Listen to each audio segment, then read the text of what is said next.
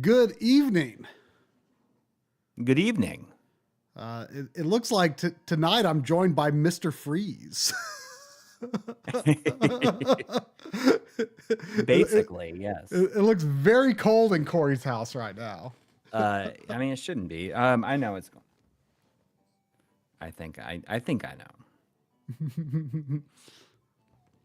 Yes, I mean.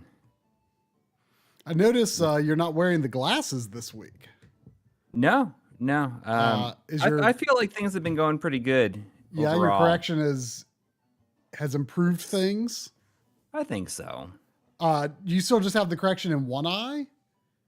Yeah, I'm not feeling like I'm going to need to get it in both. Oh, really? At least for right now. You know, like the only time I'm really having a hard time is when I'm driving and it's dark. Like I have been wearing my other glasses like when I've been driving. Okay. There we go. Warm me up a little bit. Warming me up. I saw someone in the chat before we started saying I'm surprised they're not playing Tomb Raider tonight. And I definitely thought about it. Like I don't have the 1 to 3 collection. I don't know if there's like is it on Game Pass? Like I don't know if it's on if it was on Game Pass, like I could have played that. But I probably would have rather just played the actual PS1 original. I've not played through any Tomb Raider game, you know, newer than the reboot. As shameful as that is to admit. Like I've always been interested. You've not experienced true Tom B. Raider.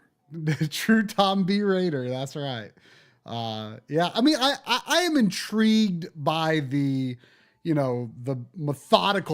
idea of like the methodical platforming in it, right? Yeah. It's like I always thought from the first time I played it, I always felt like it was like a 3D Prince of Persia in the way that, flashback kind of where you just have to be very precise, kind of inch up to the edge or get a running start. I mean, I thought, the way John described it in his Digital Foundry video was very interesting about how, you were able to climb. If something looked like you could climb on it, you could climb on it because the geometry was so simple that you could look around and like identify these things that you could do. Whereas like modern graphics are just so dense and detailed that you need yellow paint. You need yellow paint to tell where to go. I mean, yes, the yellow paint is overkill for like. I mean, if it us and the people watching this stream, yes, it's overkill. But but still, like there is, I think, to an extent, more guidance needed. Like I don't know if this is a common sentiment, but like if I just played the latest AAA PS5 game, that's like very high density detail. Like, and then like after I finish it, like I play a PS2 game, I'm like, man, this is kind of nice. Like sometimes that just like high frequency detail is almost just like 100%. Yeah. It's almost just like too much for my eyes. Like it is nice, I think, to like look at something that is more easily parsable by eye. So I appreciate some of those aspects of the original Tomb Raider. I'm afraid of those games, but I do want to play them. And I kind of first 3, arguably the first 2 are the only ones that I feel are really worth playing. Yeah, I could see that based on what I know. After that, the yearly releases really wore them down, I think. It was really cool to hear too that I guess it was revealed that the guy that was like in charge of like Open Lara was like in charge of the project, which is pretty crazy. Like that's like I was not even like aware of that whole thing until watching that video. And, yeah, I mean it's interesting. Like it gives you the tools to make all kinds of ports. Like they've ported it to 32X and GBA. It's kind of crazy. Yeah, right. I mean, it's cool. It's cool. But I mean, like those first one, like first three, probably the first two are the only ones that are really worth it, I think. Yeah. But like if I wasn't about to, go on a trip, I might have done Tomb Raider 1, but like I didn't want to start something that I couldn't take with me. Finish. I mean, I guess if I got the Switch version I could, but yeah. but I would rather wait and see if a physical copy just digitally and I'd rather wait and if see there is a physical release. I'll just get the PS5 version. Yeah, if it gets a physical release, I'll definitely get the PS5 version. But I mean, I'm finding that if something is digital, I'm getting it on the Switch more often than not because it's just more convenient to have to not carry around cartridges. Yeah. And then I'll buy, if I'm buying physical later, I will get it on PS5. They have like that good version, like that best version. Man, it feels like that RZ stream feels like 2 weeks ago to me. Does it?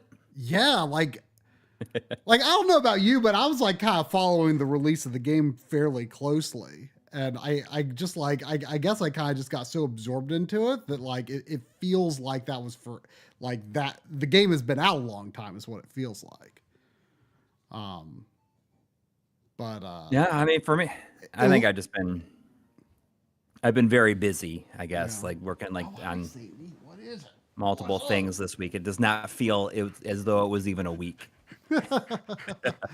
It seems like it's been received extremely well.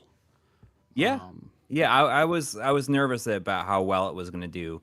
Yeah. Well, it seems like it. I mean, it's got very good reviews, like on Steam and everywhere, and it seems because it hit the right audience, like the people who get the idea behind it got it, and the people who didn't get the idea behind it didn't get it. So the right people are playing it and reviewing it, right? So it looks like it hit its target with a precision strike. It sounds like. So, yes, very cool. And that's good. That's got to be a big relief, because you never know. I think if like an audience, they say that they want it, and then when it comes time to like actually buy it, they don't. True. So I'm glad that it's doing fairly well in those regards. All right, let's see if I can click the correct scene from a distance. There we go. There was $2 from Hey You. Oh, well, hey you too. Saying what killed the dinosaurs? The Ice Age. Obviously a big Mr. Freeze in Batman and Robin. Oh, is that Yeah. Is that a joke that he? That doesn't. Like, basically everything, every line he has in that movie is a joke. But like that doesn't even sound like a joke. Like it's so not for funny. Somebody who freezes something, like it. It's so nonsensical though that it does not read as a joke. Anyway, I got Mario versus Donkey Kong on Friday, and I played like the first 2 worlds, I think. And I thought about I thought about streaming it tonight, but I kind of want to save it for my trip, because I was surprised that you were not aware of this, but it's a remake. It's a remake, yeah. Yeah, I know. I had no idea, honestly, until people were talking. I heard some people on our Discord talking about it, and I was like, I had no idea that was even what was going on with that. I just thought it was a new game in the series. No, well, I never even got the other games because it's like all the other Mario versus Donkey Kong games, like they don't go back to that gameplay style. Like it's some other thing. That wasn't what I wanted. Like, I mean, granted, it's not amazing. Whoop. I mean, I mean, let me start that again. It's great, you know, because it's, you know, it's this gameplay, which is, you know, fantastic. However, it you know, it's kind of got the new Super Mario Brothers syndrome, where it's you know, got a very poor art style. Oh, the new one does. Well, no, the new one's fine for what it is. I mean, it was the GBA one was, you know, using pre-rendered sprites and stuff, like at a time where that stuff was starting to not be cutting edge like it was, you know, when they made like Donkey Kong Country and cool decision.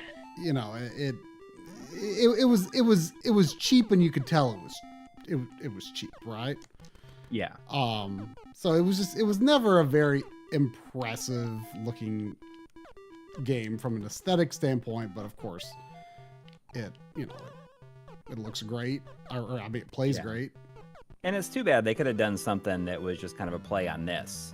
Well, I mean, I feel like the look of this game is just so good. Like, I love like the Mario sprite, because it kind of feels like they tried to do something a bit, I mean, and Donkey Kong too, like it feels like they tried to do something different aesthetically with the characters. That I something about it I really, really like. And they never really revisited this style, and just the color palette of the, you know, the Super Game Boy is just unbelievably good. I love how it looks. In fact, here, Sandy, get out of my lap. I'm just going to double check something real quick here. Oops. I'm just waiting to see what he's going to do before I read some of these super chats. Okay. Hang on, I want to make sure that I've got the correct. What?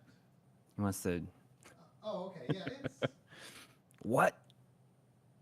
Okay, yeah, it's correct.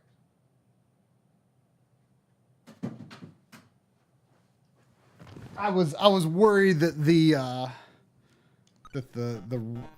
video range on the stream was incorrect, but it's fine. Oh. But anyway, go for it. Oh, you're talking about like on the save screen there? Well, no. I mean, like the limited range or full range. I just wanted to make sure my camera Right. I'm just looking at that, you know, like that map screen. It looks like the black on the map screen almost is like not. Oh, it's like a gray. Well, I think that's cool. I think that's how it's supposed to be. Oh yeah, absolutely it is. Yeah, But I mean, because this, like, something like that would, you know, throw me off for. I just wanted to double check. Yeah. I mean, I love the color palette of this game. Just like even here. Well, I mean, because each, you know, level has various, you know, the levels have various color palettes. Like, and it's just they you know, kind of have like a very simple washed out sort of color palette. Like, you know, could you imagine like if they had tried to remake this in 3D and they were trying to like, you know, obviously you would have more colors than just 4, you know, for the main screen. But like, you know, I think it would look really cool if they tried to, you know, like color grade it or something to kind of just match the vibe. Like it would just, yeah, that's brown. That's supposed to be brown. Right, but I mean, I could see how it would. But you can see that the border has black on it. Yeah, right. So it's fine. Right, it's right. fine. All right, so James Boone has been a member for 30 months in a row. Dang. 30 months. That's a month. And hope everyone had a nice weekend. Took a second look at Soul Calibur 2 tournament last night. Love that retro fighting games seem to be getting more popular. I haven't noticed that very much, but it's great to hear. I've been feeling like a little bit lately that I've been missing out on playing fighting games with my kids. Yeah, I'm Whoa! Oh! And I was like, oh, I should, I bet that, my son would like, Marvel vs. Capcom. Mm-hmm. Even just like Ultimate Marvel vs. Capcom 3, on the PS4 or something. Would probably enjoy that a lot. There's also $1.99 from Madonna Sheehy. Oh, it's been a long time. Yeah, a couple weeks. Saying here's $2 for the Sandy tax. Good to see you guys. Madonna Sheehy showed up in the Twitch stream that I've been doing, like not this past Friday, but the Friday before. I've been streaming on Twitch on Tuesdays and Fridays, and I'm slowly working my way through the first Yakuza PS2 version. Yeah. And it's fun, and I usually it's for like an hour and a half or so, and like if I get to a point where I don't have anything to do, like I'll just stream a whole bunch, I think, on there. I totally forgot about that little roll he does. I don't think he does that in Mario vs. Donkey Kong. I can tell you from having played the first 2 worlds of Mario vs. Donkey Kong, this game definitely requires more of you. At least in the early game. It's on the MLiG Twitch. I think I do have a Twitch, but I've never really used it. But yeah, it's been fun. It's been fun. I see Mike Shamari is here and has been frequenting those streams as well. Nice. It's fun because there's a lot of people show up that come to this stream, but a lot of people have different usernames than they have on here. Oh crap. So it's easy to get confused. But it's super laid back. I mean, it's moves at a glacial pace at all times. Everything that I do, and just conversing with the chat. It's fun. Anyways. There was also $2 from Dad1153. Thank he said, you. Ardette / the Tomb Raider remasters equals 90s gaming bliss in 4K. Indeed. I do got to get that. I do want to get that Tomb Raider. I feel like a physical copy has to be a shoe-in, right? You would think, but who even knows? I was during that. That is something that I will definitely get if there's a physical version. But I mean, I am really going to cut back on like the random stuff that I'm not sure that I want. Right. Well, but that you want. Yes, exactly. But I'm making a big drawing a line in the sand and saying, unless it's something that I really, really want, or that I know that I will want, then I'm just feeling burnt out on it a lot.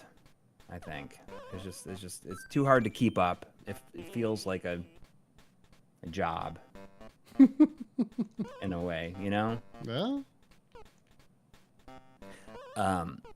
There is also Enchilada Backlogger has been a member for 3 months in a row. Thank you. Saying a DK94, always a classic. Always. May the rest of the months be profitable and successful. Have a great weekend, gentlemen. Thank you. Or a great week, rather, at this point. We are on the fast approaching the week. Although some people might have a 3-day weekend. I know tomorrow my wife is and a kids holiday, are isn't it? off tomorrow for I think it's President's Day, but alas, not me. I gotta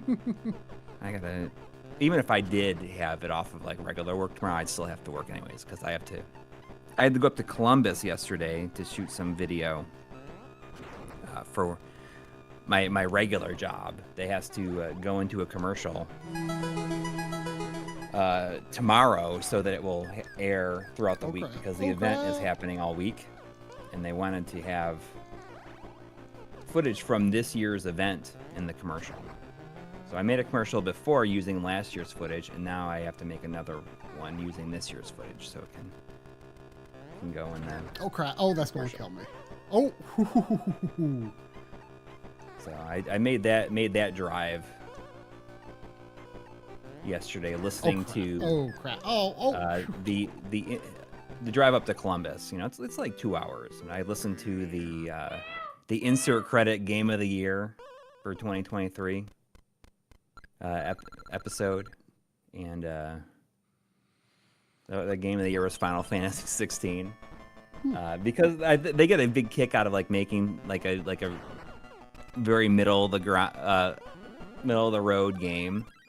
Yeah. Like game of the year, even though, you know, like there's better games. I think they think it's funny. Like I'm pretty sure that either it was not last year, but it might have been the year before that, is that their game of the year was Balan Wonderworld. Okay. Because you know, they just like thought it was funny. But they have like a top 20. Like they like have the 20 best games of the year, right? Like each person picks like 4 or something like that. And you know, they freely admit that Final Fantasy 16 is not the best game on that list, but also they just thought it would be funny, essentially, for it to be the best game of the year. Anyways, it was a longer episode, but I was able to listen to the whole thing during the trip. Anyways, there was Scott Snyder's been a member for 42 months. Dang. Dang. Saying, good evening. Next Sunday is my birthday. No MLiG stream or football. Guess I'll man, make my wife watch Raiders of the Lost Ark all the way through. Oh, there you go. I'm sorry. Like, it's just, you know, it is. I'm going to see Bit Brigade next week, and I'm kind of excited about it. It's like I wish it was not on a Sunday, but you know what? What can you do? It's not like I can get them to change it. I thought it would be a fun evening, and I'm going with a friend of mine who's like never seen anything like that.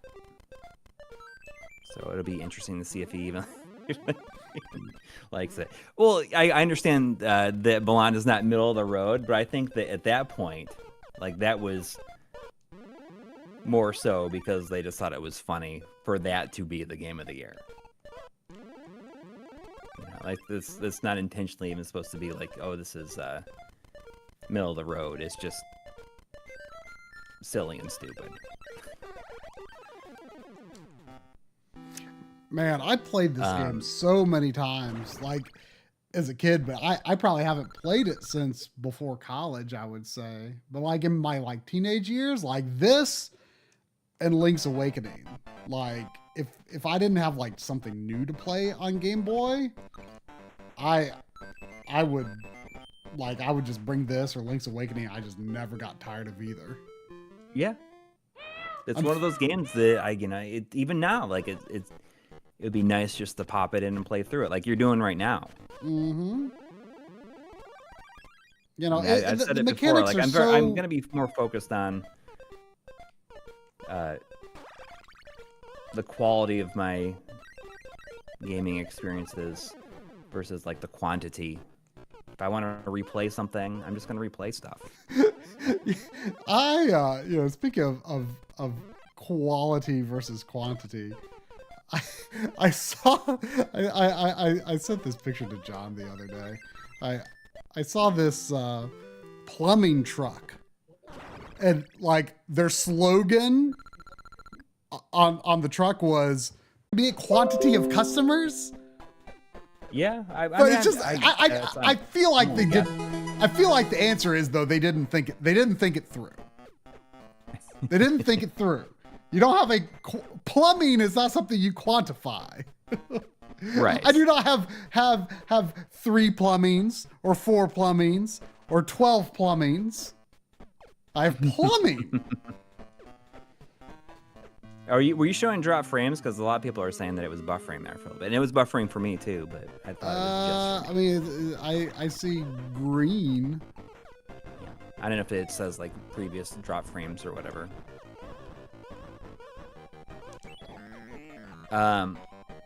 Anyways, there was $2 from Eric R. Thank you. Saying, do you reckon this game is set in New Donk City? I would say it is retroactively. It is now. Yeah, not at the time, but Right. retroactively it is. Like, I actually really like that aspect of Super Mario Odyssey, that they, you know, even though Donkey Kong himself was not in the game, you know, it's pretty clear that, like, okay, this is where Donkey Kong took place in the Mario universe, because, Right. you know, as outside of like the American-made media, like the movies and the Super Mario Brothers Super Show and some of the old comics and stuff. Right. You know, Mario is not from Brooklyn. Like, there's no story about him, you know, coming to another world, right? Like, he's just part of the Mushroom Kingdom. And I do like that aspect of Super Mario Odyssey, because it makes me as a person who thinks about Mario lore too much. It makes me feel better about Donkey Kong being in the Mushroom Kingdom. I've always felt like, before this point, like I always felt like anything with Mario and Donkey Kong is like completely separate from Mario and the Mushroom Kingdom. Like they should not cross paths. And I never even really liked Donkey Kong in Mario Kart. Because like you know, Mario is there with the Mushroom Kingdom characters. If Mario is there with Mushroom Kingdom characters, he should not be. Donkey Kong should not be there. That's just how it is. That's just how it is. That's just how it is. But now that they've created this idea of like, well, New Donk City is just one of the. Whoa. Oh, see, there's the backflip. See, I did by accident, but it was, you know, it was actually good. Like this game, like, look at this handstand. Yeah, this was the first one they have, like the backflip. Yeah, like the backflip, like that really made Mario an acrobat. I mean, a lot of these ideas in this game were really kind of almost testing grounds for Mario 64. Yeah. Oh, that is this is not the way. There was $5 from Guy Safari saying, ever play Mario vs. DK on the GBA? I tried it this weekend and it was evil. I traded in for Karnov. Karnov's better. I like Karnov. Now come on. You know, I only got Mario vs. DK. It was a 3DS Ambassador game. Oh, okay. Remember the 3DS Ambassador? Oh, yeah. Like those were like a lot of those were never made available to people. And I guess like I understand that the 3DS has been so thoroughly hacked at this point. But do you think that 3DS systems with legit ambassador games on it are like worth more? Probably. I bet they are. I bet people in the chat could tell you if they are.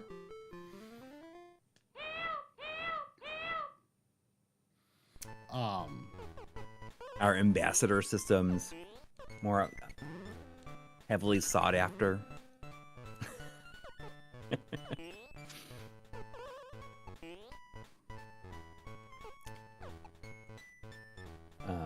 Yeah, I can't imagine they would be. I mean, like, think about, right? But it like I mean, aren't PS4 systems with PT somewhat valuable? Probably, yeah. I mean, that's, you know, kind of a different thing, but still. Do I need to go? That was how I played through Oh, no, Minish Cap is using the Ambassador version. oh, okay. That's like I think that's pretty much the only Zelda game. That So I do don't you have a real copy of Mario vs. DK? No. Well, you should get the remake then. Yeah, I mean- I plan on it now. I was like back and forth on it before. I was like, I don't know if I really care enough. But now, knowing what it is, you know, it's a lot more interesting to me. Yeah.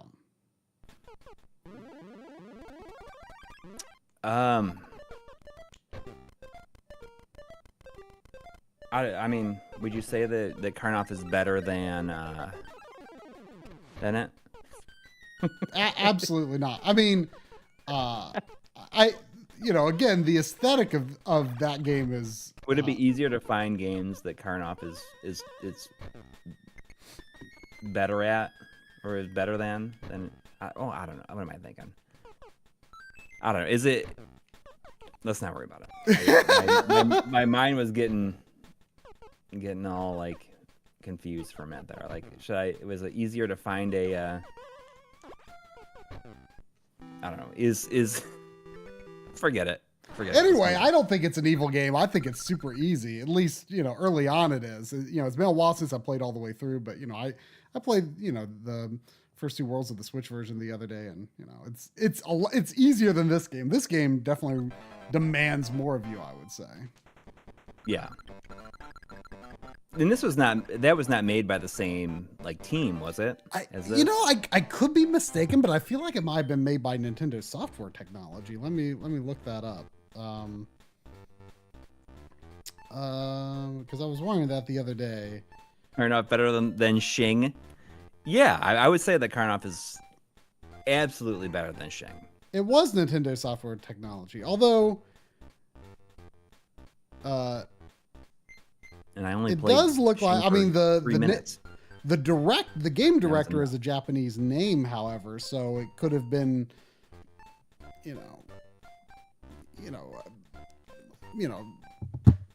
I mean, it's not outsourced because Nintendo does own it, but it could have been.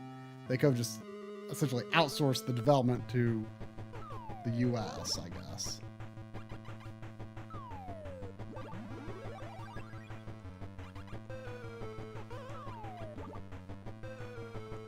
Oh, there's Gaming Blows is here saying, "Hey all, long time no see." Yeah. There's also $9.99 from T-Sol. Thank you. Thank you. Saying, enjoying the Tomb Raider nostalgia this weekend. Even all these years later, I still enjoy the purity of puzzle solving and the storylines. And the third game is the best. I mean, the third game went back to... So the first game is very heavily in tombs. And then the second game has a lot of more modern settings. Like there's isn't there city stuff in there too? And then there's stuff on the Great Wall of China and stuff. And the second game is a little weird, I guess. And I feel like the third game they tried to bring it back to stuff that people liked in the first one. But I think that it was too hard to find your way in that one.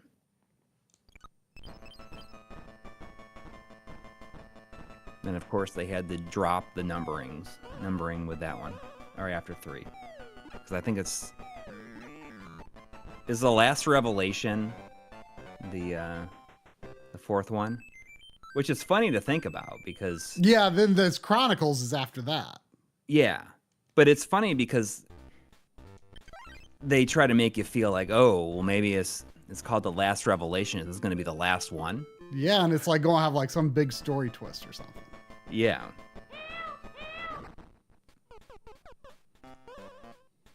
And then Chronicles. Wow, I do not remember swimming in this game at all. Wow. But was Chronicles the last one before Angel of Darkness? I have Angel of Darkness. It was my brother's and he gave it to me. And I'm definitely sort of curious about it because I've heard people defend some of those. you know, they obviously had a hard time making it. And I'm just very curious of what it's like. Is it really that bad? I've heard it has its defenders. Like, people don't say it's just, I don't know if I've ever heard anyone say it's amazing, but, you know.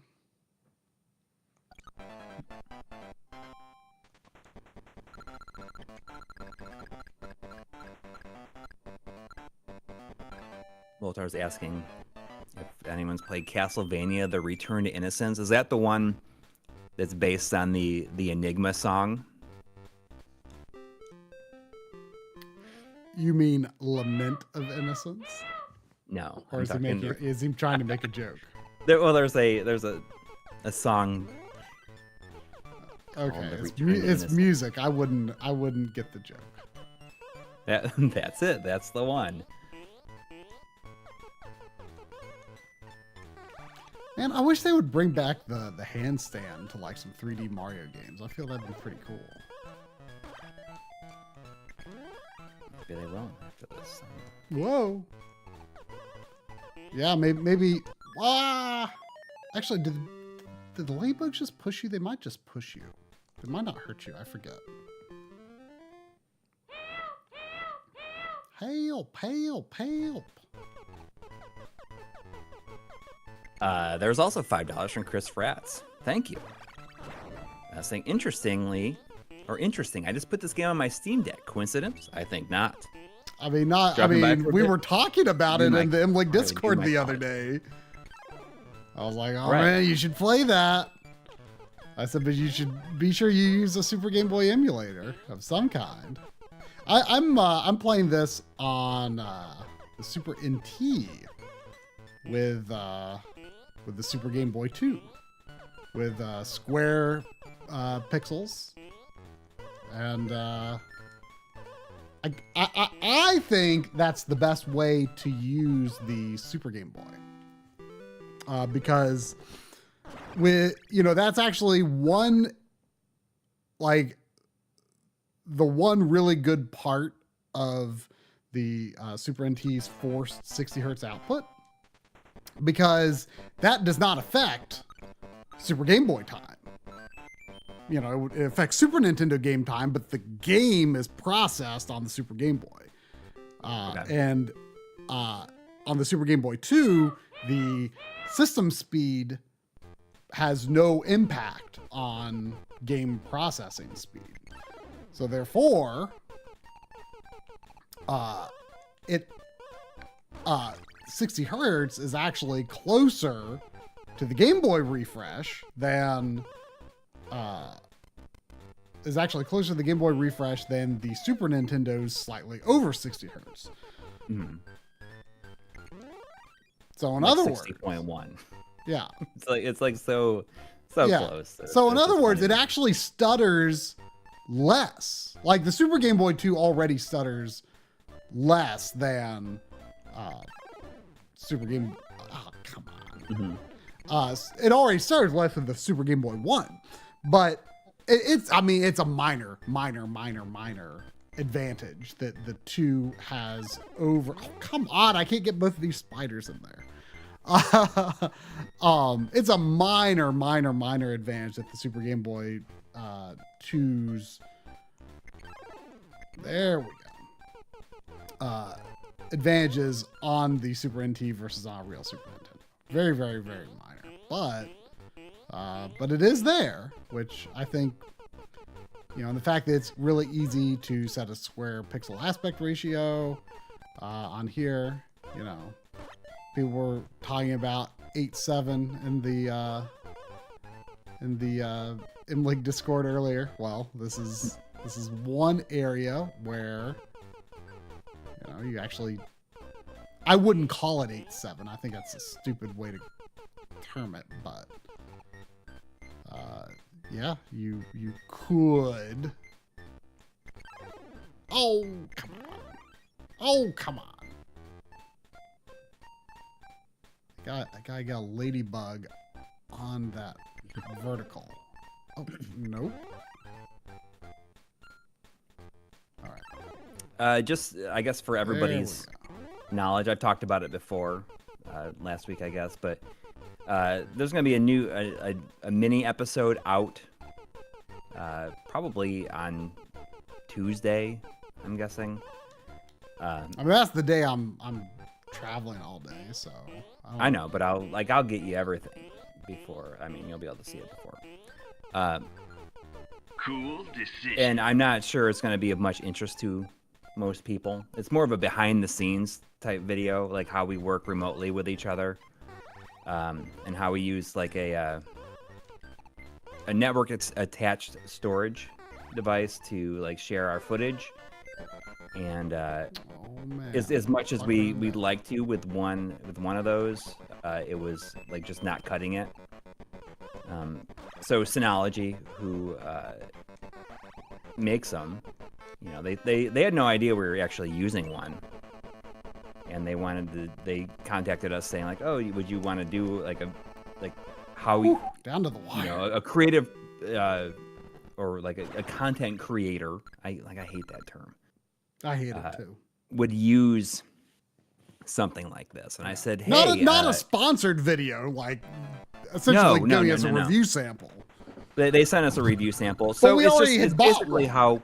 So I like set up this other NAS, and I synced the data between them, and then you took the old one, and then I have it. So you know, it's just basically how we archive our footage, so that now we both have all of our previously shot B-roll and gameplay footage and everything like in both of our houses, so that hopefully it will speed up our workflow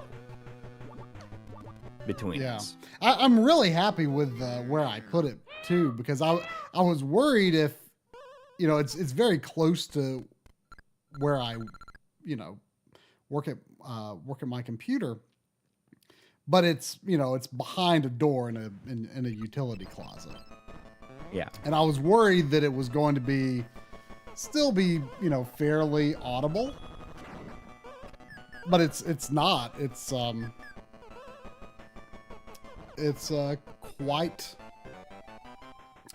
quite silent behind the door. I can barely hear anything. And that's good for that one, because sometimes it will have like that metal on metal vibration sound. Oh yeah, I did hear that once. It goes ring. Yeah. I mean, I used to have to I heard it before. Like stick a command strip in between them to get it to stop. I heard it when it was in my kitchen for like a month or so.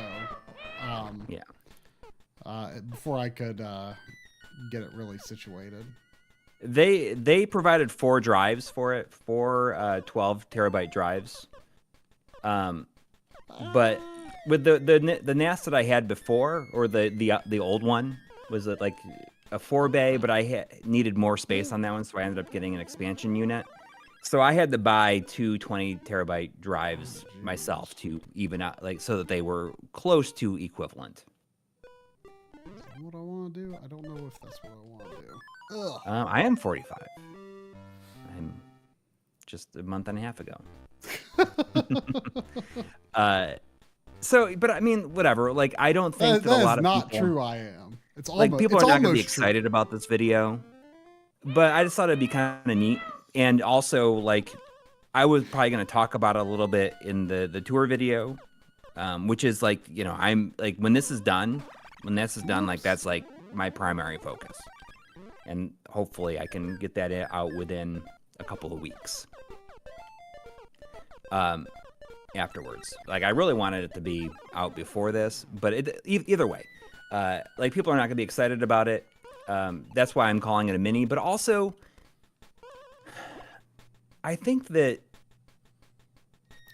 you kind of think of it a little bit as afraid of like doing things on certain subjects that it's just like shouldn't matter anymore. Like, I'm just like I don't want to feel like nervous about, oh, this thing, people might not like this. You know, I'm just. Well, not everyone has to be interested. Oh wait, how did I get that right. thing? I didn't think I actually got that. It's just, it's very, you know, I shot the whole thing on camera, like over the course of several days, and it's a lot of me talking because. Well, You know, I as I can't. told you, ever since I did that OLED review, that's very much been my norm. Now you see why I've been doing that more and more. It's not that I've recorded the whole thing, but I have been unafraid to have extended periods of script where I am on camera, or I shoot it as if it could be on camera. Right. It's just it's very convenient. And it's extremely convenient. And, I think we always feel like, look at what other people do. Other people have their darn faces on camera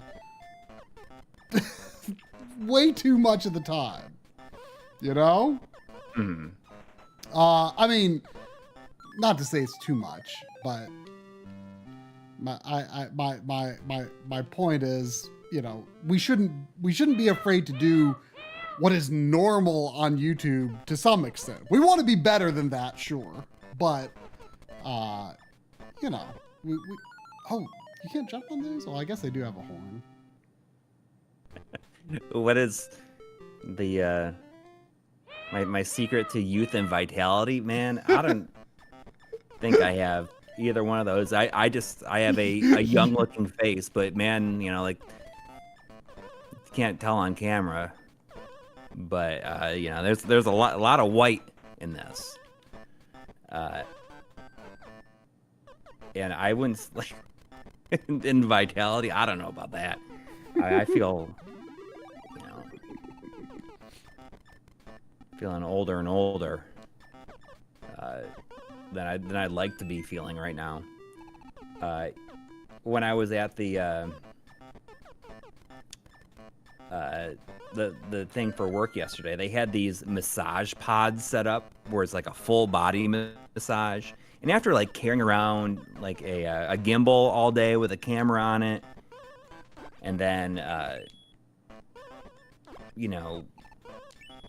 then a big tripod and stuff, I was like, I'm gonna sit in this thing and test it out. And it they put me in there for like 20 minutes, and it was amazing. But it's just very funny because like when I got out of it, the guy was like, "So you gonna take one? You gonna take one home?" I'm like I can't even imagine how hard it's got to be to sell one of these things at an event like that. The thing has got to be, like $5,000.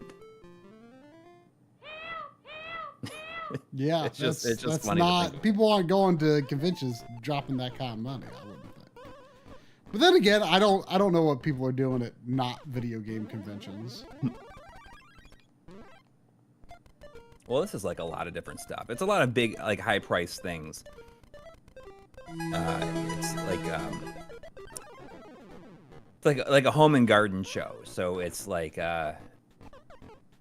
furnaces and air conditioner and bathroom remodels and stuff like that. But there's a lot of random stuff in there.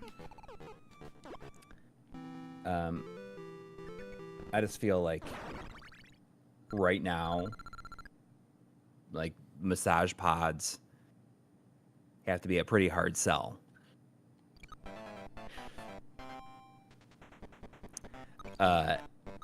Anyways, there was $2 from foreign user without a message, just from foreign user. Thank you. Well, thank you. And also $2 from Chris Fratt saying part of the secret is to shave your head. And yeah, for sure. Because if I didn't, it would just be I'd have a lot of hair on the sides, and then none in the middle. Would you ever consider like letting your hair grow out for like 4 months for some just so we can know what it would be like? No, because it wouldn't even be accurate. It would just be like straight, I think. Yeah, until it gets to a point where it starts getting like that weight, the weight, and it would weigh it down a little bit. No, that would like, make it even better. Like we need to like come up with an excuse to have you like, we need to have like a video where we need you to look like a scientist with like just like wild hair sticking out. You Oh, know? it wouldn't even be like that. It wouldn't even be. It wouldn't even be cute. We You know, need it we just need would be- we need we need Ben Brody to ask how much would it take to get you to grow it out. to grow it out. I mean, for how long we talking? I mean, I don't know. Like, I don't know how long it would be after 4 months, like, say. I don't really have a solid concept of how much length is added. I don't know. over I time. will. I'll grow it out for a year for a Mac Studio. Would you? M2 Ultra. How about? Would you? For a year, yeah. I just wear hats all the time in videos. Then. Would you like? Would you like try to like hide it behind your head somehow? No, I would just like wear like a hat all the time. Let's start the Kickstarter. So $4,200 to get me to grow my hair. But I mean, that's. I mean, is there a difference between like the Ultra and the Super? I don't know what. Like, it's like $5,000 after everything. I've been really feeling like my computer's age, and I don't know if it's. Yeah, I that's sometimes why I got a wonder new if one. my GPU is like dying, because I feel as though like the 1080 Ti like never had as many problems or like chugged as much as the 3070 Ti. Mm-hmm. I wonder, like I don't know, but I'm not getting any graphical errors. It's just taken a really long, just takes a long time to do like anything.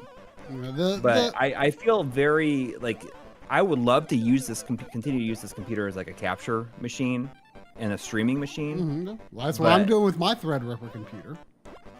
Right. Stream So, out and right what I now. want to do is just like I kind of want to get a Mac Studio, just to like use purely for edit.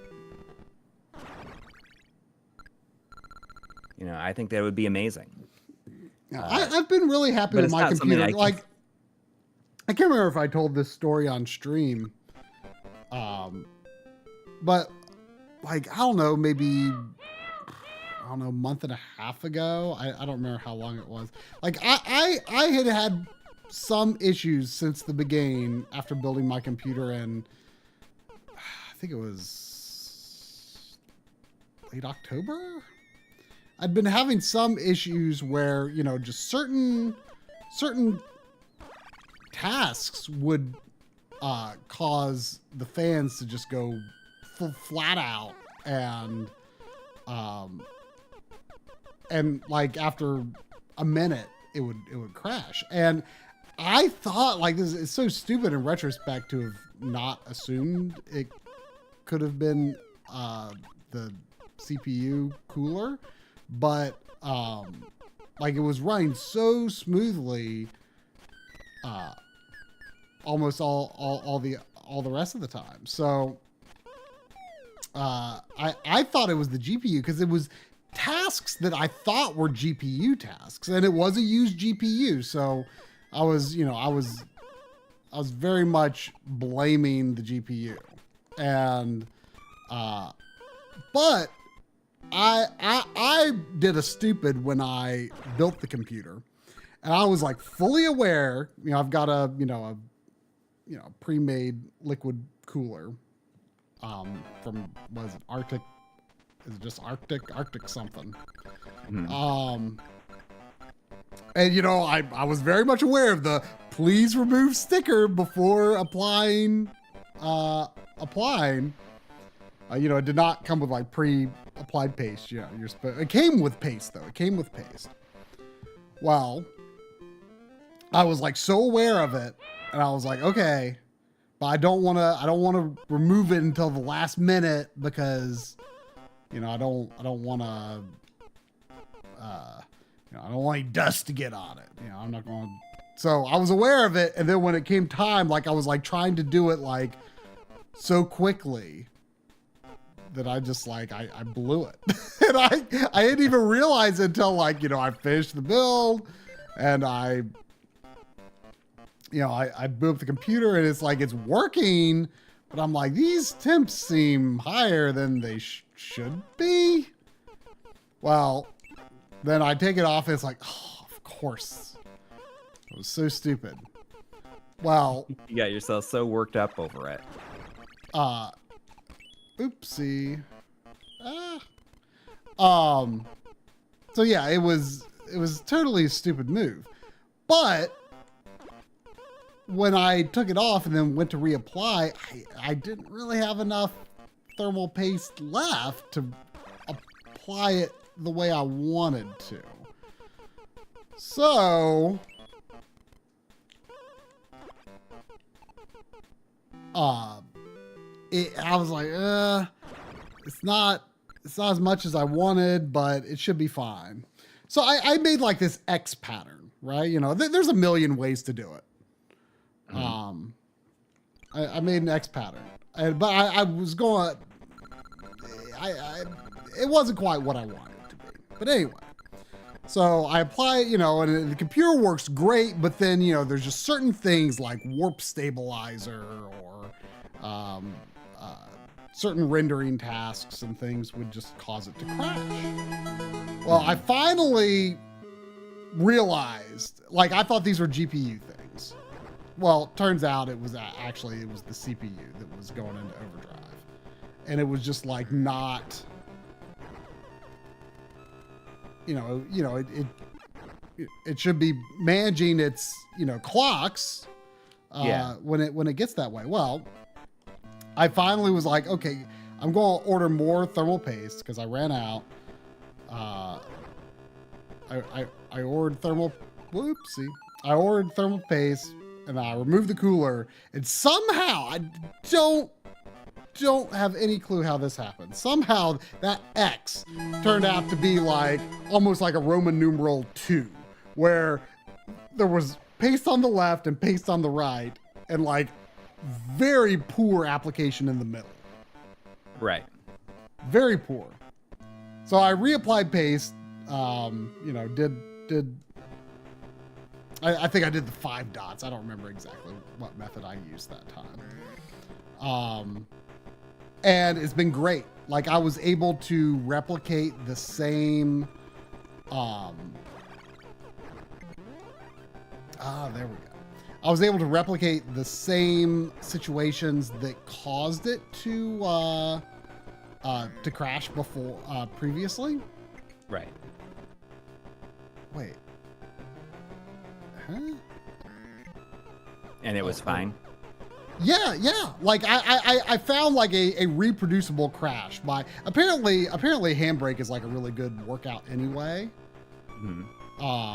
But yeah, I was using Handbrake, and a video that crashed every time. Oh, come on. A video encode that crashed every time. Well, I figured it out. Well, after I reapplied the paste, it was perfect. Yes, the fan spun up really high, but it was able to correctly clock down, cool down, and maintain. Mm-hmm. Whereas previously, what I suspect was happening was it was like trying to clock down, but it wasn't cooling off as quickly as it expected to, and so it was just like, pull the plug. That's wild. Yeah, but after that, I've been very, very happy. The only thing that's kind of weird is, I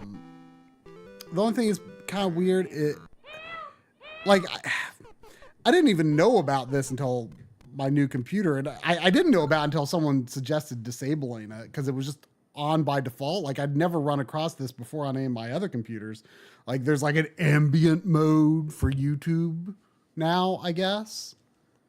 And that like just causes like graphical glitches on the monitor that YouTube is running in. Really? Like, it just, yeah. I mean, I have that on. It doesn't bother me, but I wonder if it takes up like additional resources. It definitely makes weird graphical glitches. Only on the monitor that the YouTube window is on. Huh. I hadn't run into that, but yeah, it's so I have some questions about the GPU, but that's the only problem really, because Premiere has been great. yeah. You know, even doing like H.265 stuff, like no problem. It's been good.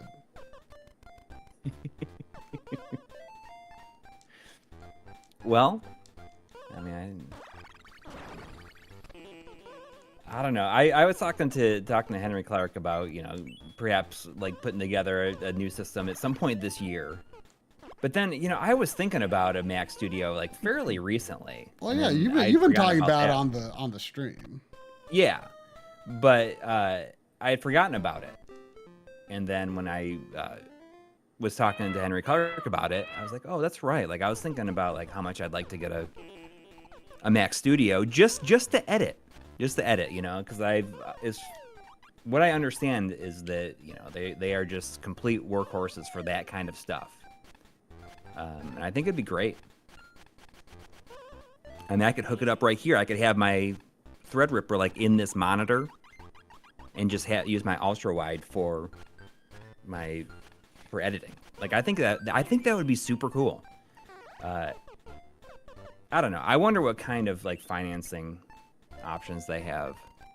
I will probably wait for the M3 chip. Like I can't imagine that's very far off at this point. I mean, is anybody have they announced in the it? No. No, but I mean, I feel like it's been over a year since the 2 came out.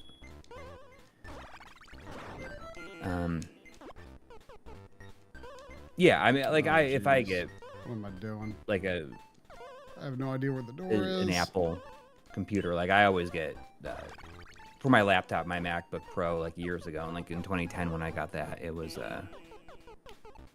I always get the Mac or the Apple Care. Okay, so the M3 is out on some models, but not the Studio.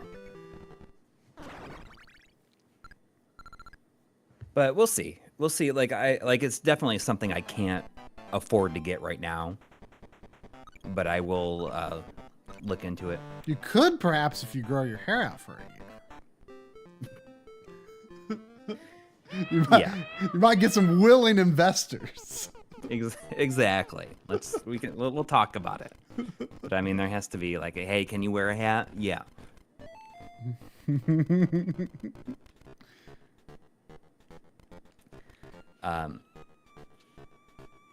But no, I mean, like, it's definitely something that I've thought about, because I know that Epos Vox got one, and he says that it's like been pretty great. And he's like been a like heavily PC user for a long time. I mean, I hear the hardware's really good, but yeah, I don't know. Oh no. I mean, I'm just saying, like, you know, if you're using mainly your Threadripper system for capturing, I mean, that's like very similar to like what I would be doing. Yeah, I'm using it for capturing and streaming. Yeah, it's fine for that. I think I could probably do some potentially more elaborate stream things. You know, if I had you know, a beefier computer, I suppose. Wait a second. Could I do this? No, that wouldn't work, would it? Nah. I don't know. You can't jump on that ladder.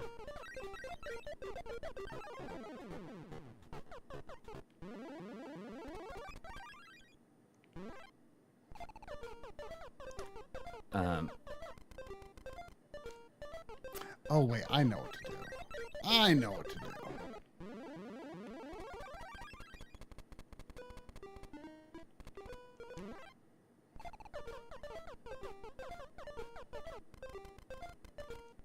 There we go. That's the ticket. but we'll see. Like this, it's just not something I can think about right now. It's too far. It's too far off. Too expensive right now. We'll see. You know, when I was recording this episode, this will be out like next 2 days, like the mini thing. Excuse me. I built a tripod camera rig that has like a shotgun mic. It has my teleprompter on it. It has like a viewing monitor and an audio recorder.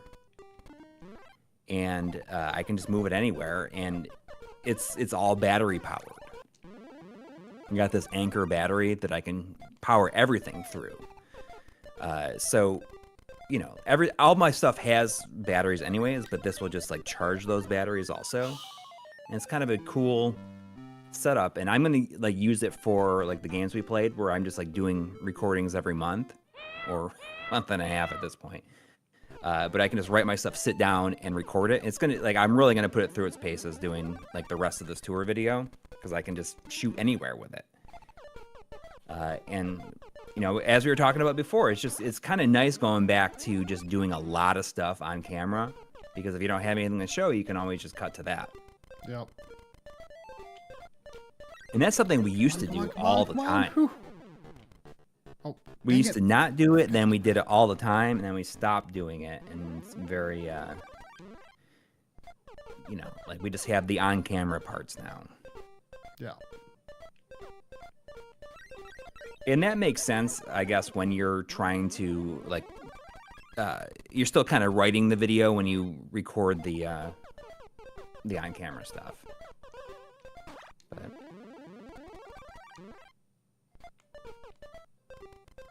Is this a custom setup? What do you mean?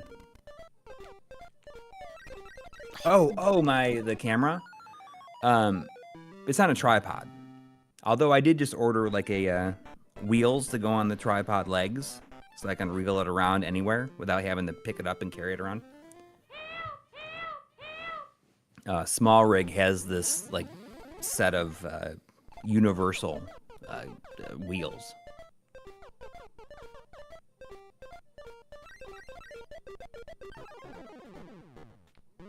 Can I get the other dude in there? That would be great if I could.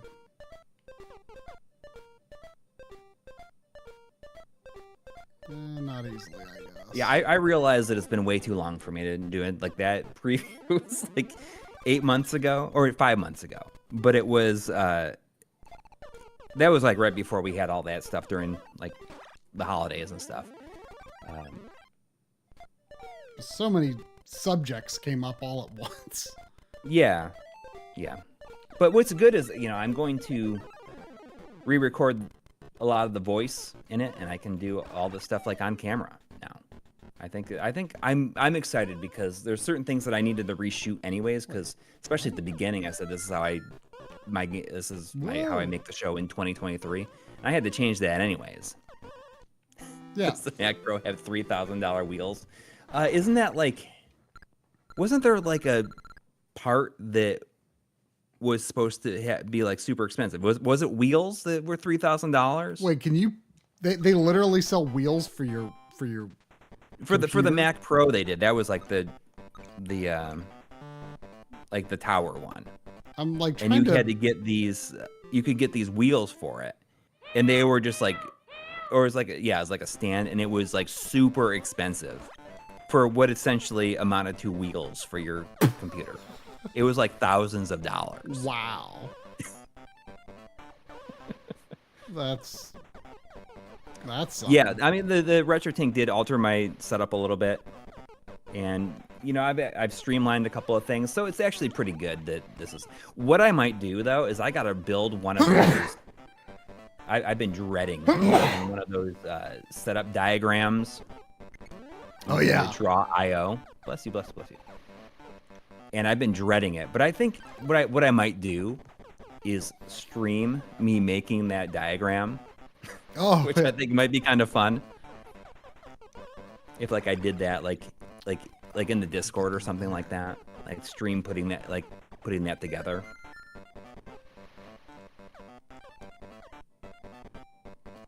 Maybe people would like that.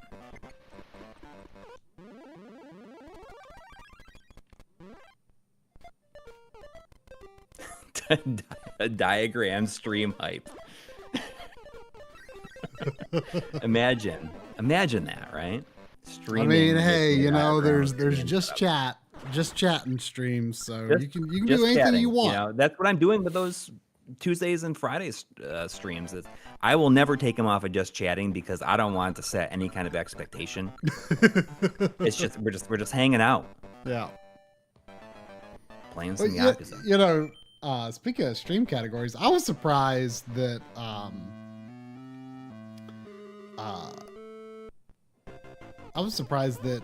YouTube actually lists this game as Donkey Kong 94. I mean, that's not its official name, but it's just like so ubiquitous, though. That's just what people call it. You know, everyone calls it that. Yeah. I have a couple of super chats that I've let sit for too long. Sorry about that. There's $5 from EB Chill. Thank you. Thank you. Who's been at every single one of those Twitch streams. Oh. Saying my life in PC gaming would be a cool alternate channel. Sounds like a lot. It sounds like a very inactive channel. Yeah. You may as well say that you may as well say that we already have that channel, and it would be updated as frequently as if we didn't have that. Although John wants while I'm visiting John, he wants us to have a retro PC day. You know, take me a little outside my comfort zone, right? And play some. What are you gonna play? Some Jedi Knight. I have no idea.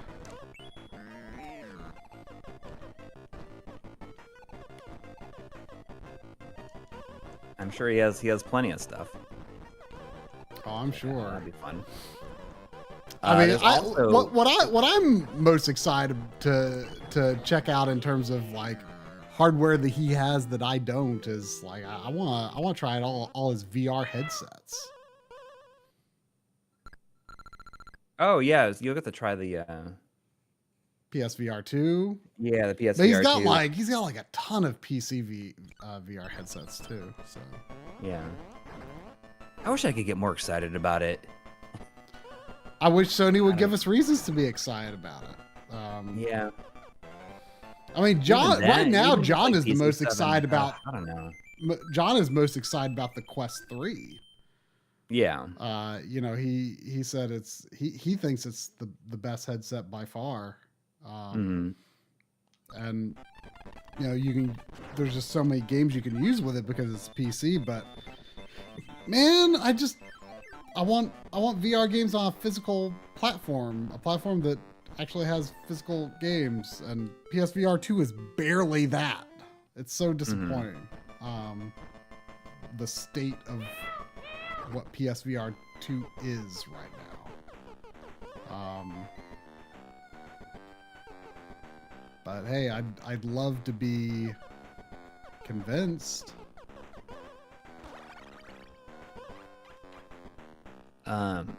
There's also 10, I think, reals from Renattenhaus.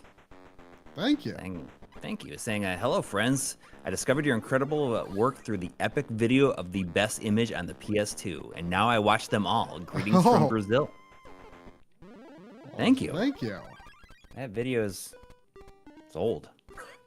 Well, it's old now. It's thinking and back at it. You know? Yeah, I mean, you know, that video. Oh crap! This isn't great. That video was before we were really able to. Oh come on! Oh dang it! Before we were even able to capture the OSSC, like we didn't have a capture card that really worked on the OSSC. That the OSSC would really work with. Oops, that was a mistake. because I remember like all the OSSC stuff in that video was shot off the TV. Oh, okay. I think I'm pretty sure that I think that was like the last big video before we got capture cards that could handle the OSSC. Yeah, I don't remember. I think it was, yeah. So that was still mostly the FrameMeister, and to this day, I regret that one comparison in it. I was actually talking to John about this the other day because we were talking about like G-SCARTs and G-Comps and stuff, and it's a Radiata Stories comparison, where it's component and RGB. And, the point I was trying to make is, there's not really a meaningful difference between them on PS2. The main thing you should be concerned about is, which one is easier to use in your setup, right? That's what you should be concerned about, not... Oh, I can't do that. Okay, that's probably the way to do it. There we go. I lost my train of thought. What was I talking about? PS2 OSS. Oh yeah, component RGB. Yeah, the Radiata Stories comparison. A lot of people looked at that and said, "Oh, I think component's a little sharper than RGB." It's like, no, it's actually not. They're the same or close enough to the same. The mistake I made was the G-SCART I had at the time.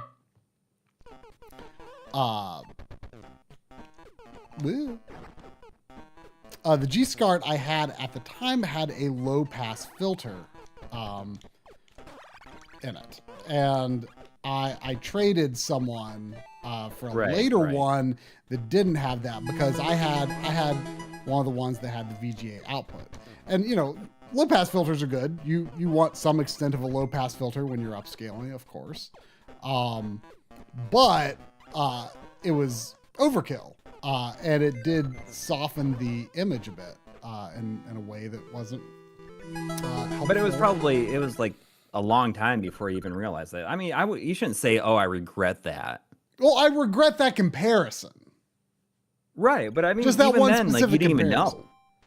even know. Well, I knew like the day after it released because people were like, I didn't notice it because I'm not editing full screen in Premiere, right? Right. So I didn't notice it, but then people, immediately were like, "Oh, I think component's a little sharper," and so I regretted it because I was giving people, a false perception, and they are the same or close enough to the same. Mm-hmm. Certainly, with FrameMeister capture, which is what we would have had at the time. You wouldn't have been able to tell the difference.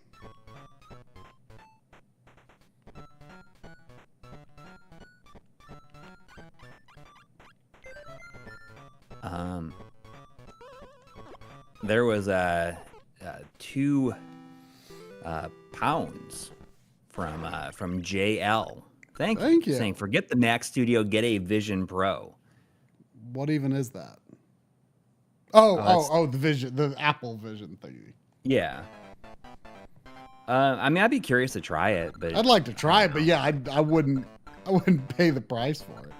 Yeah, it's not seem very useful for that price. I mean, that's the kind of technology that you would, even if you could afford the first generation, you wouldn't want the first generation of that. Like, because you're paying this premium for this top of the line product that's there's the next version of it is going to be like way better, like, or the third or fourth version is probably what you would actually want of that, and the cost you would expect would be driven down a bit over time as well. Yeah. And I think that, especially Apple stuff, like never get that first generation. Unless you like. Oh, really... Aerial Ace has got to try it. Oh, yeah? Don't. Yeah, I mean, that's exactly it. It's like, the innovative and incredible. Yes, I'm sure that it is. But if you don't have a use for it, then, there's not a whole lot of reason to get it. Although, we'll see. It'll be interesting to see how it evolves. Yeah, I mean, I would enjoy that kind of technology becoming, everyday stuff at some point in our lives. I think that'd be fun. Not it wouldn't be just Apple making it, at that point. Right.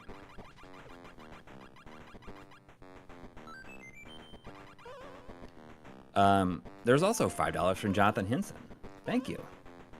Saying you can only keep one publisher, Sega, Konami, or Capcom. Which one you keeping? I mean, I think everyone knows what I would be keeping. But that is a tough lineup to choose only one of. I mean, if we're talking like all time. Well, if we're talking like if we're talking like all time, I sort of feel like Konami. No.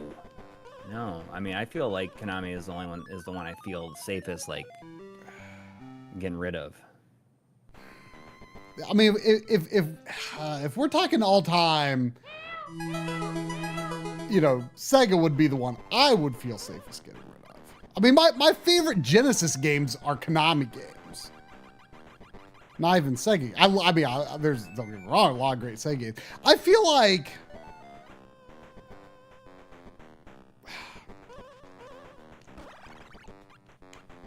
The answer is Sega regardless. Yeah. I mean, I feel like if we're talking today, I feel like Sega would be really hard to accept getting rid of, but I would. I mean, because they do like Persona and stuff. Yeah. But like, if it wasn't for Resident Evil, like I would probably keep Sega from modern stuff. Mm-hmm. But it would be hard to get rid of Resident Evil. But like, if we're talking retro stuff, like, man, like Contra and Castlevania, like alone would make me feel inclined to keep Konami. See, even then, I don't think I could justify it. Oh, we got Re-Res in the chat. Oh, hey. Then what do you think of the chances are of Nintendo doing a full remake of DK94 with an enhanced visual style? I mean, considering they went not great now. It depends on how well Mario vs. Talking. I mean, they missed a great opportunity to do it on the 30th anniversary of this game, right? Yeah. I mean, they should have just done them both in one game. I mean, right? Yeah. I mean, they could have just copied these level designs, right? I mean, because the mechanics aren't 100% exactly the same, but they're pretty close. Yeah, I feel like it was a missed opportunity for them to do that, but I don't know. Maybe if this, I mean, now they're saying the Switch 2 is not coming out till next year. I know. Yeah, I don't feel like that is a possibility. I think that maybe the idea of like that's just kind of getting thrown out there to throw people off of the off the scent. Off the scent, yeah. But who knows? Yeah, I feel like it'd be a dumb move probably to wait till next year. Yeah, I don't think it would be. I mean, who even knows? Like the whole thing about Sony saying, we're in the downturn for the PS5. It's like, I feel like how many straight up exclusives are there on the PS5? I feel like that information was like for shareholders, and they just weren't even thinking about the fact that like that would get out you know, into the public. Yeah. And like people would be downturn, but they said latter half. But I feel like that's not they didn't I don't think they thought things through when like you don't want customers feeling that way, you know? No. They really didn't think through putting that out there, even if it wasn't really meant for customers.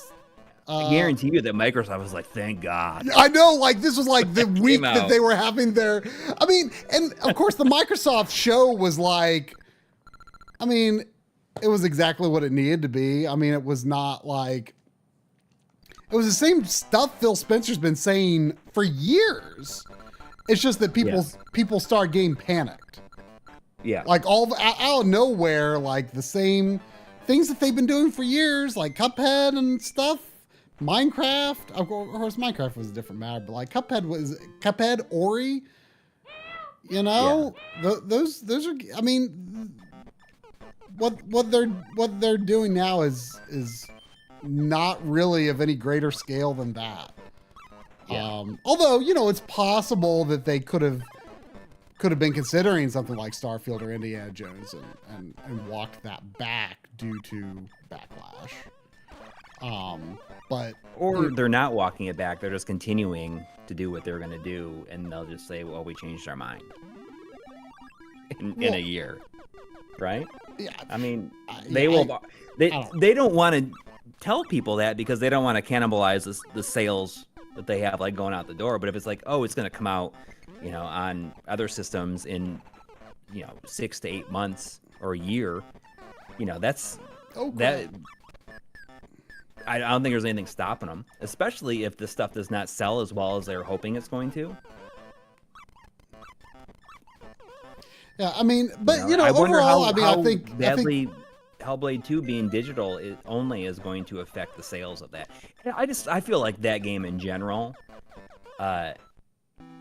is going to be a big money sink, and there's zero chance it's going to make back. I don't think that there's any possible way that they're going to see like the return on that they need to see on it.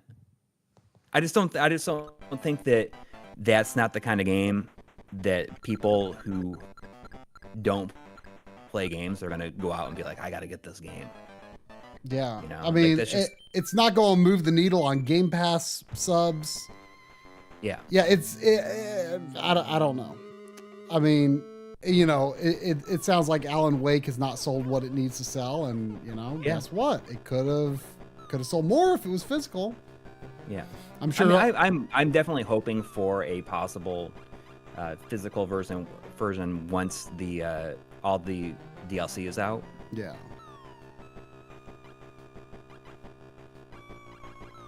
So I don't know. Ooh, I assume that mushroom just straight up kills you. I was basically overlapped with it right there. Have I tried out any Hall effect controllers? Yeah, just like general, you know, I'm kind of annoyed that the 8BitDo Ultimate controllers that came out, like they have made new versions of those, of the Ultimate controllers. They have Hall effect sticks in it. But in speaking as someone who, I just haven't had any real issue with stick drift. Yeah. Like on anything. Yeah. I just haven't run into it. It just hasn't happened to me. Yeah. I don't know if I've just gotten really, really lucky or what.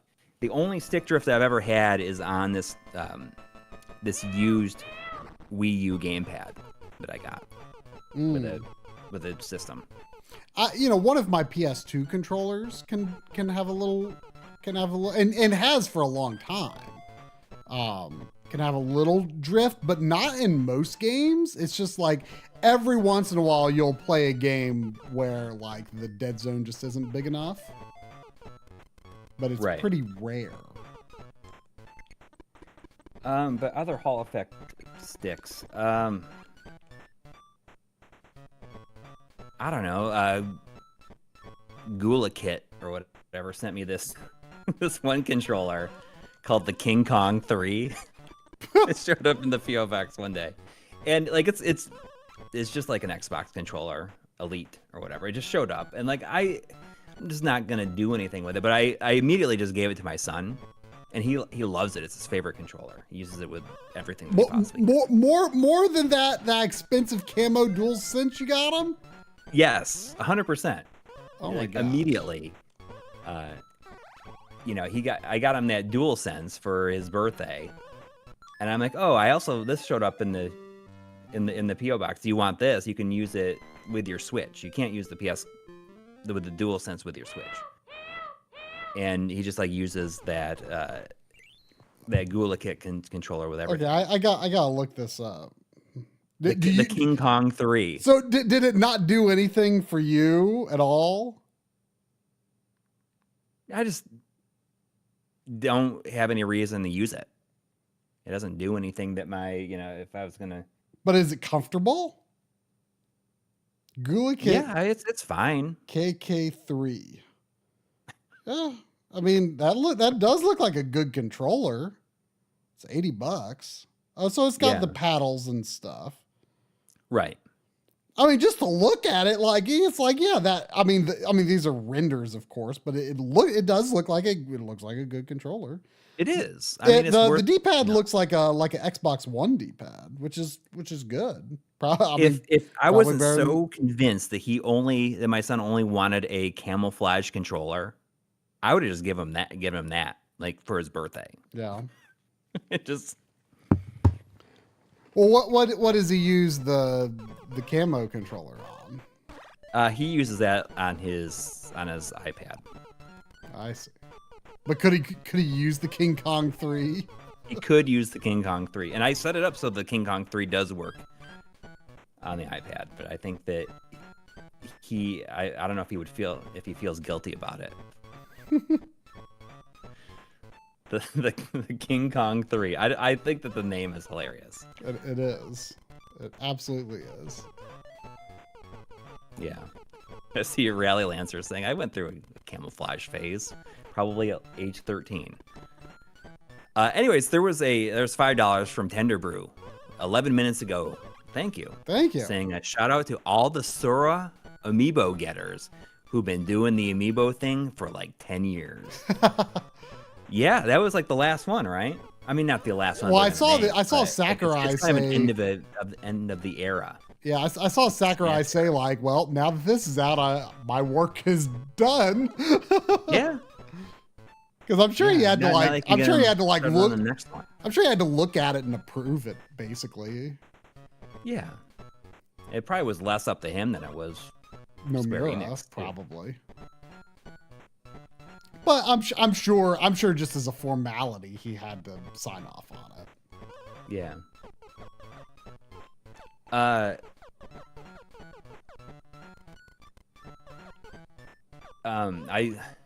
got the bad ending in Tunic. Oh, really? Can you like easily continue and? Yeah, you can just like reload your save, or you can do a new game plus if you wanted to, and carry over most of your stuff. And I looked up how to get the good ending. Yeah. This is like the first time I looked up something in that. And I understand it seems like it's going to be kind of a pain in the butt, but I do feel compelled to do it. Such a good game. And it's very important that you don't look up anything. And you really take it as a challenge to just try to figure out stuff on your own. Mm-hmm. But it's not something you have to like start a new game to do. No, you can just find some certain items. Somehow these monkeys have gotten a pattern where I just like cannot. Maybe if I just hold. Rira's asking what's the next documentary we're working on, or is it a secret? So you're finishing up Analog Frontiers. Right. That's like all I'm doing when I get back from my trip. Mm-hmm. And I'd like to get that EGM documentary that we have like a ton of stuff for that. Like I'd like that to be out this year. Yeah. But other than that, like we don't have. Yeah. I mean, I would love to just not have a backlog of those for a while. I mean that's the approach that I think that we're like taking and what we're branding it or thinking of as the like the next phase of the channel, where I think that we just want to kind of sit back and have fun and just like do videos and the stuff that we want to do. I think that by taking on bigger things, we've like stressed ourselves out to the point where it's like hard to get stuff done, because like bigger videos like those, you know, it's like a lot of work, and more than that, it's intimidating. Yeah, and that makes it so that we end up not like doing them as fast, like nearly as fast as we should have done it. Yeah. But I think that just kind of going forward, I just want to like make things that I don't feel like super intimidated by. I just want to get back to having a good time, because you know, like, this is not. I just like, I want it to be. I want the channel to feel like a hobby again. Mm-hmm. So that's how I am intending on approaching like the post Analog Frontiers era, where it's just, I'm gonna do these videos and I'm not gonna be afraid of like doing like shorter, like small videos, blah blah blah. Like, I just do whatever I want. I mean, I you know, if documentary concepts come along that sound both fun and not like super intimidating, like the Tom Du Bois is a great example. Like, I would love to do more like that, where we just like had an opportunity to, you know, meet someone who done something really cool. And oh crap, I gotta open that bridge again. That was the whole problem. There we go. But yeah, like stuff like that. But like, I am never, ever, ever, ever, ever, ever doing a multi-part series again. And you know, it's my own fault for making it more ambitious than it even really needed to be. But like, I have very much learned that I just like that concept does not work well for me and the way I work and the way I think about things and approach things. Like, it's just like long-term projects are very bad for me. I have very much learned that, you know, in the past 4 years. Long-term projects are bad for me.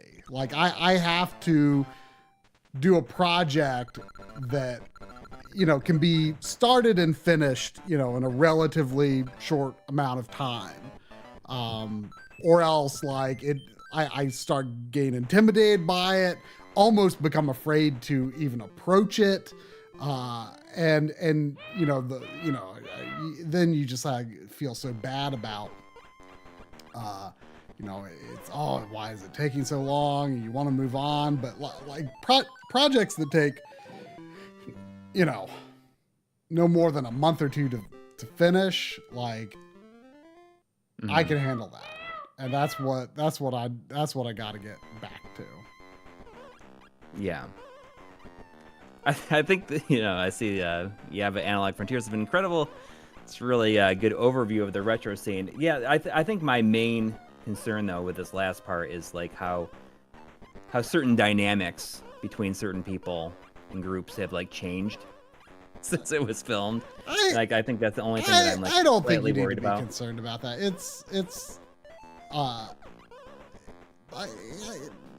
I've got it planned out where I think it's fine.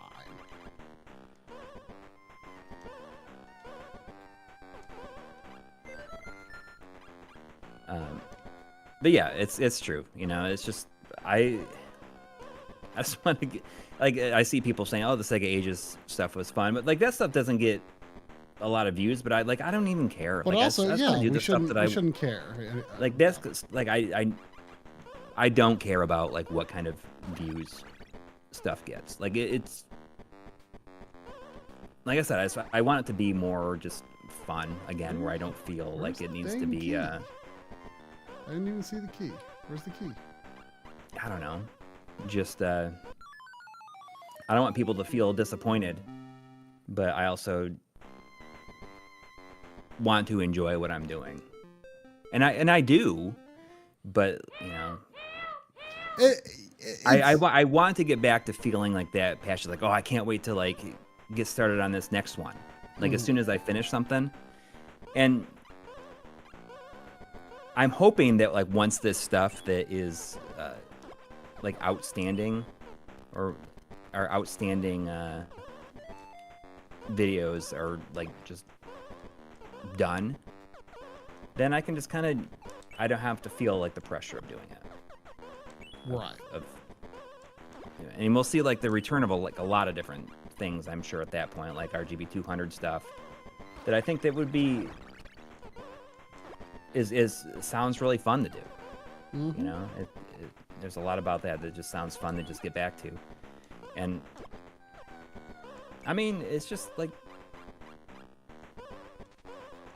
I don't know. It's different, you know, because, you know, like having a full-time job, which is like very open to like the, you know, this stuff, you know. It's I just, you know, like my kids are getting older. I'm certainly not getting any younger. I just want to have fun, you know. I just want to like make the stuff that I feel compelled to make when I feel compelled to make it. Yeah. And that's, I think, the problem to all these mega projects is maybe you feel like making it when you start making it, but then you don't feel like, oh, you get those make you small. Maybe you don't feel like making it anymore once you are you know, halfway through it. Right. There was $5 from Mega X6. Thank you. Thank you. Saying been a great week for me in games. I bought Tomb Raider 1 through 3. Is that you think that's a good way to say it? The Tomb Raider 1 to 3 trilogy, yeah. 1 through 3. The remastered and Donkey Kong, Mario vs. Donkey Kong for some puzzle action. Been enjoying both. Yeah, heck good. yeah. Yeah, my travel, my main Switch games while I'm traveling, I'm intending to be Great Ace Attorney Chronicles 2 and Mario vs. Donkey Kong. I started. I think I pretty much wrapped up what I want to do with Pikmin 4 the other day. I got all the treasures and all of the rescues. But that's, I think, about all I'm going to do at this point. I mean, there's more things that sound like a pain to do. The true final boss was super annoying, I thought, and also super ugly, just unpleasant to look at.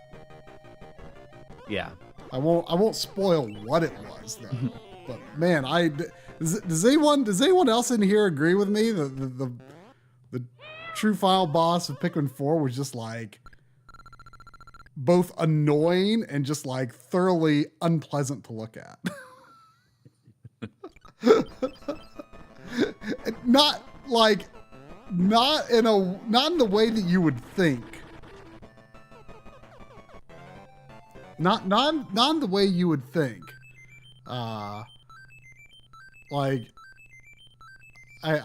didn't like it wasn't gross and you've got those giant Bulborb queens or whatever they are that poop out little Bulborb spawn. Bulborb. That's what those red and white spotted things that munch on you in Pikmin are called. They're Bulborbs.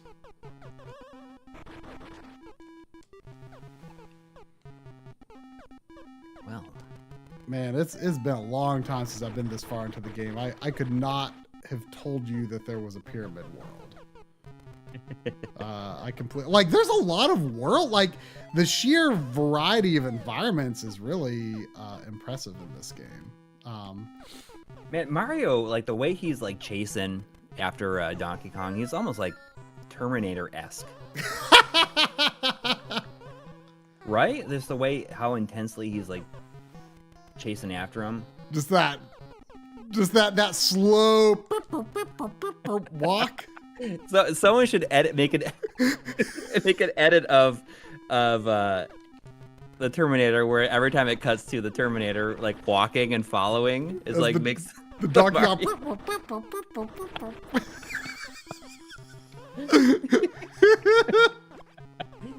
That would be great. Funny.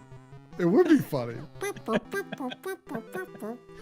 I mean, you know, you always talk about how much you hate footstep sounds in 2D games, but like, I do have a soft spot for the Donkey Kong. Well, it makes sense in this. Like, it's very much part of the game's aesthetic. Yes. And to remove that would feel. It wouldn't be Donkey Kong. It wouldn't be Donkey Kong. Yeah, removing that.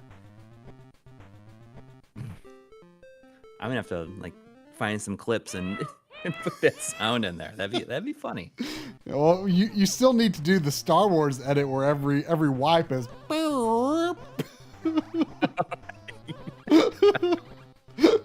There, you know what? There was in when I was playing Yakuza, the first one, someone asked you like a yes or no question, and instead of saying no, it was like F you. Was like the response, and it's like I would like to play a game where it's been ROM hacked that replaces every option for a yes no question for the no answer to be F you. I mean the full words, obviously. That's like another stupid idea from my mind, I guess. Yeah, just like a ROM hack. Having like needle drops in like random games, yes. like random. Like a ROM hack that just does one basic thing. Well, my favorite thing though was oh, okay, I see. I need to. Oh, I didn't even need to bring the key up here. Okay. I mean,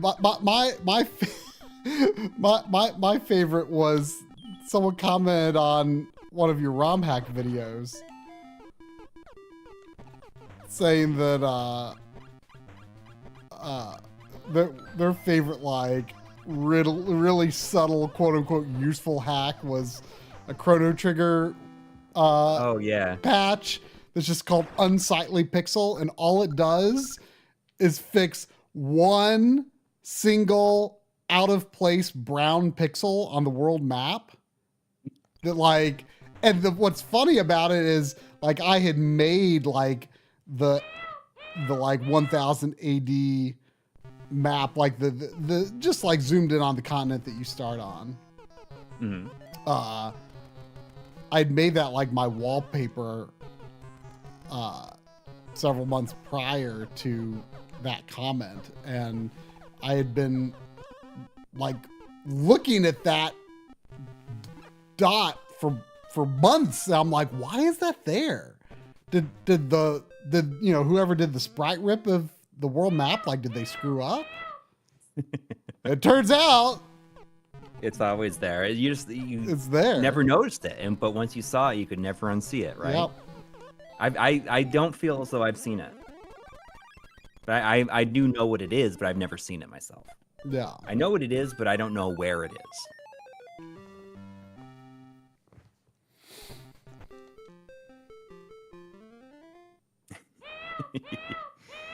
I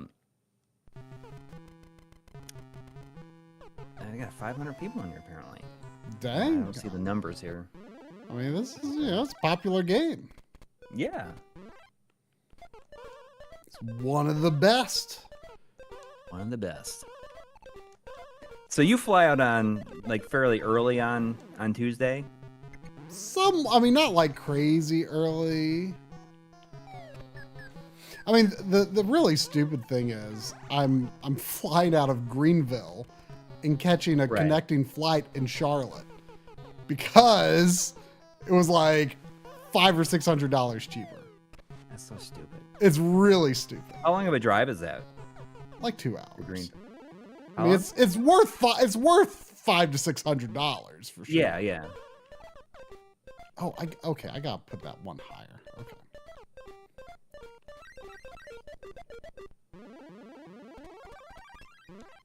A human skull in Mario. I mean, Mario Land 2 has those with a knife rammed into it.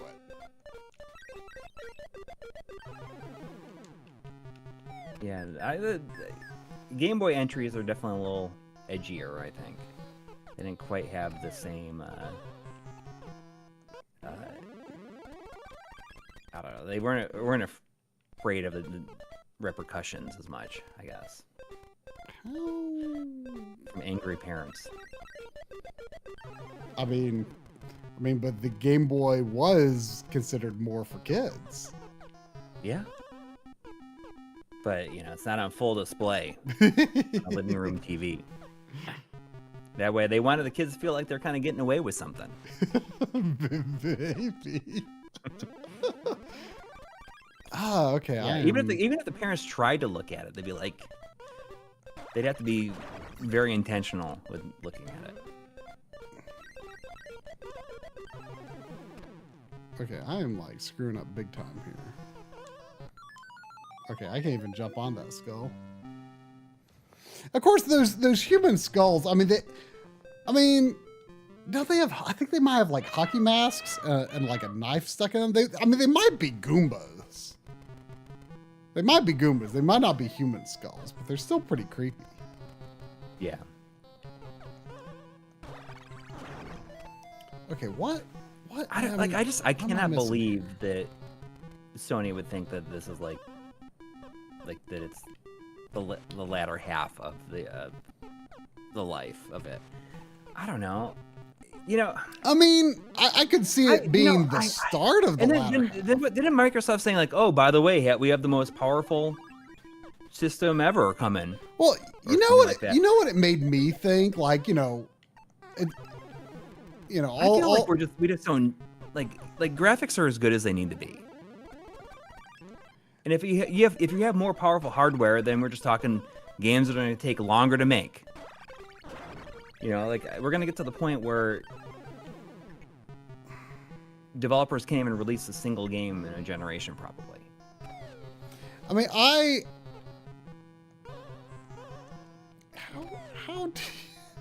how do you do? What?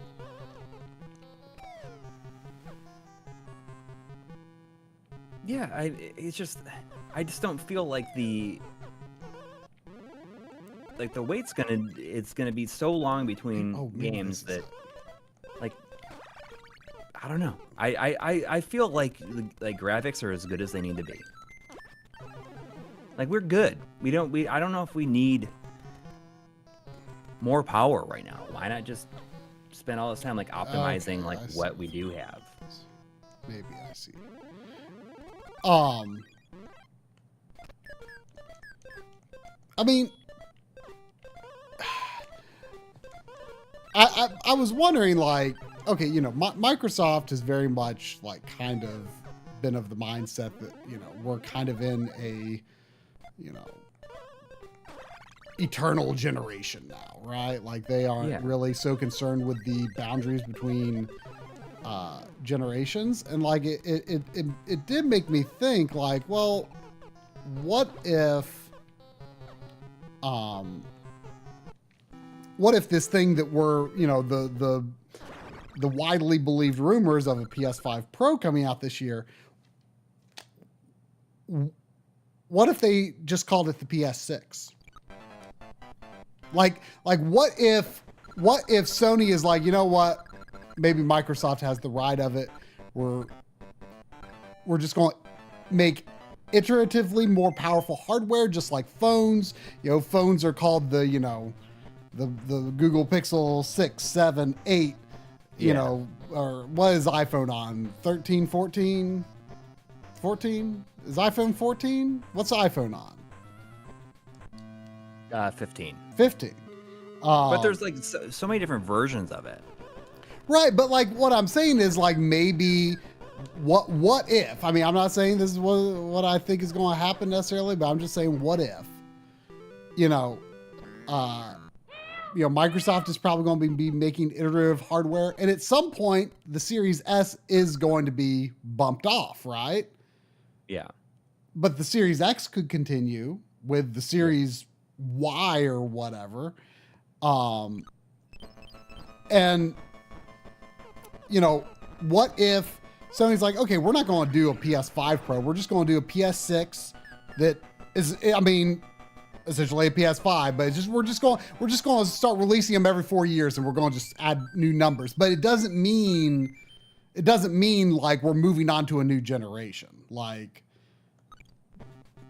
I'm not saying I want this. I'm just saying I'm wondering if this is maybe what they could be thinking. They could like do that. Or like, they're just going to call by it the time, PlayStation. So then like, so let's say this year a PS6 comes out this year. Let's just for argument's sake. Then in 2028 a PS7 comes out. And the PS7 is going to have cross-gen games with PS5. Like, they'll still be releasing PS5 games, PS7 and PS5 games. Like what I'm saying is, like, does that make sense? Where it's like, there's no, like, on phones, like, I don't even know how phones do the reason it. Phones like even happen is because like half of that is like subsidized like through the company, like through your provider. Well, like I don't think you're gonna be able to get people to buy new systems because they're gonna feel like they need that upgrade. I mean, the expectation would be that most people would probably upgrade every other, right? And you're focused on selling games, and the games are going to be, that sounds really expensive for them. Well, but I'm just saying, like, so they'll just release more powerful hardware, and someone will, some people will buy it, some people won't. But like, because I don't even know on phones, because I use so few apps and I don't use any games on phones. Like, I have no idea how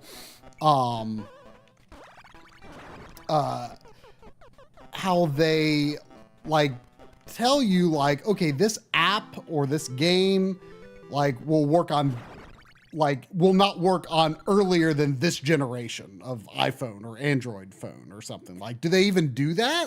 Will they let you just run it and it runs badly? Stop letting you update the OS. Huh? But I mean, it's a pretty big gap now. I feel like, like iOS, whatever they're on, like I feel like, are they on like 15 or whatever is, I bet it's like supported all the way back to like the 10 or whatever. Well, I mean, like the Pixel 8, supposedly Google is like pledged like 10 years of updates for it or something like that, which like I almost don't even believe, because, well, I mean, I believe it, but like, what's the point? Because what's the point? Because like the battery's going to be dead before then anyway. Yeah, and they know that too, probably. Yeah, so it makes it sound. They won't even care how it's running. Yeah, it sounds good on paper for them to say like, oh yeah, it's gonna, okay, we're gonna support this. iOS 17 is out now, and the iPhone 8 and 10 were left behind with that update. But I mean, that's a pretty big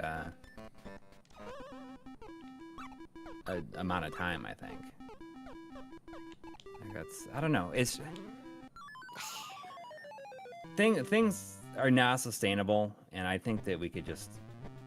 I need to go to the bathroom. No. That's what's not sustainable. That's not sustainable. You're playing this game is not sustainable.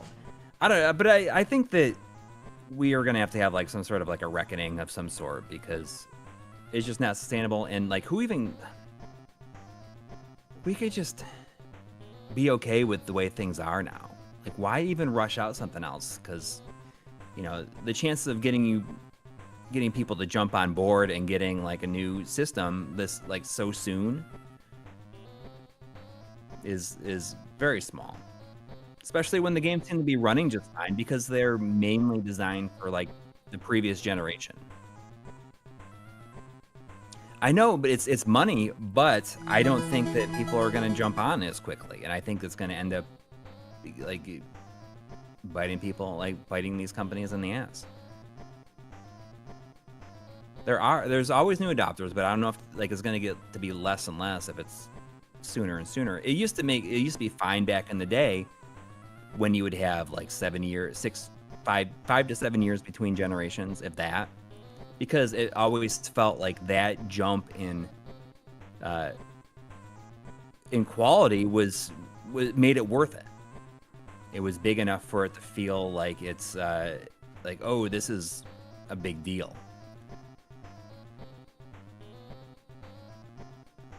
Have I tried a Tales of Arise in quality mode or Final Fantasy 16? Imagine the quality mode running at 60 FPS, and that's fine.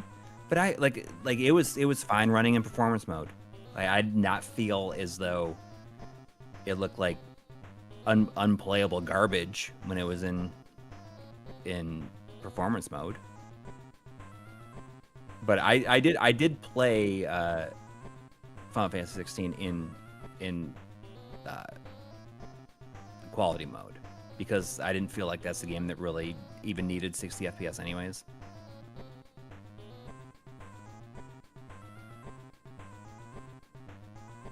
I don't know. I think that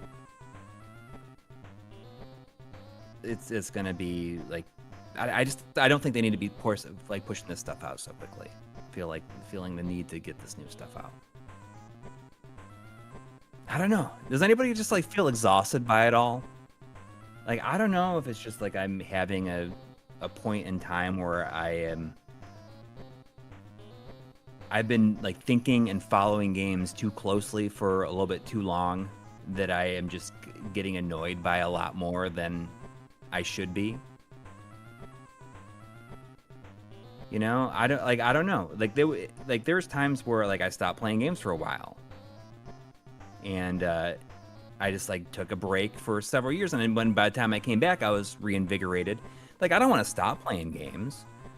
I just like the news cycle of, you know, news like oh, this thing's coming, like just focus on making the stuff as good as you can for what you have, and you don't need to like, you know, push like every single boundary. The Switch is good yes. Games on the Switch prove that you can successfully target like a certain tier 100%. of technology and still get, you know, pleasing visuals.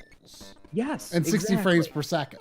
Like if you try to meet that target, like the problem I think is that I think a lot of the game engines like Unity and Unreal and stuff, like they have ways of doing things nowadays that are just not how they were done on the PS2 or the GameCube or the original Xbox. And like you just, I think, I don't know. I don't actually know. I'm just guessing based on the ways that I see things done. Like for example, like, you know, you've got like shadow maps. Like that wasn't really how things were done on PS2, GameCube, Xbox. They can look really bad on Switch, right? Why don't more developers do shadows the old school way? Well, it offers, these tools, this technology, and the new engines. The technology is there, but the hardware is, maybe not able to provide it at the fidelity that, they're trying to pull it off at, and I don't know if it's a good idea or not, right? Well, I mean, and that's the toughest part is I feel like all these, like the mentality of of gaming enthusiasts nowadays have made it this unwinnable race to try to have like the best looking game, like whether or not it runs as good as it should. And I think that's why Nintendo is like done so well, is because like their games, like they are like they're just like well like aesthetically designed. Mm-hmm.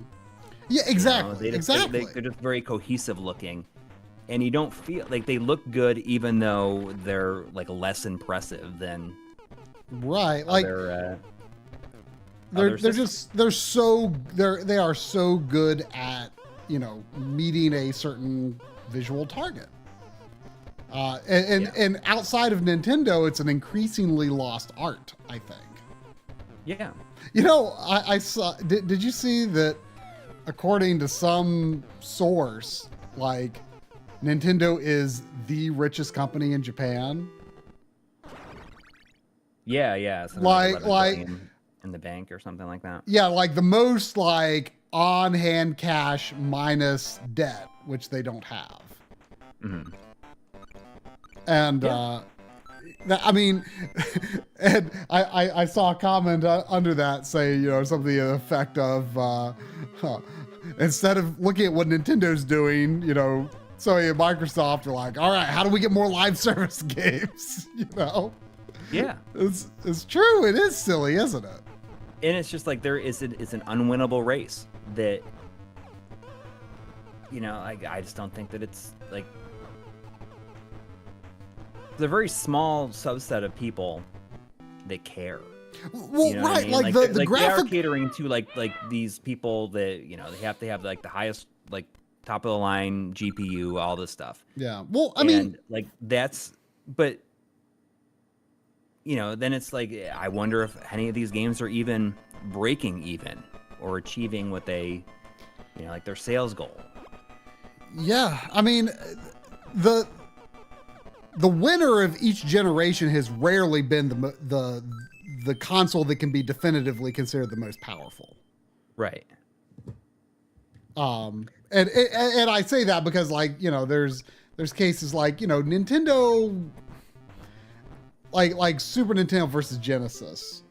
You know, people would argue one way or the other which is more powerful. I mean, the Genesis does have the better CPU, but the Super Nintendo, you know, has more robust graphics capabilities, but it can have more slowdown due to the CPU.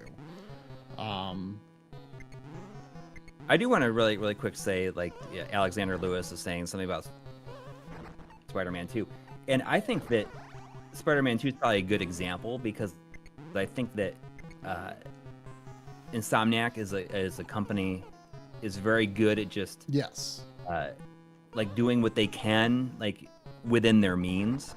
Yes.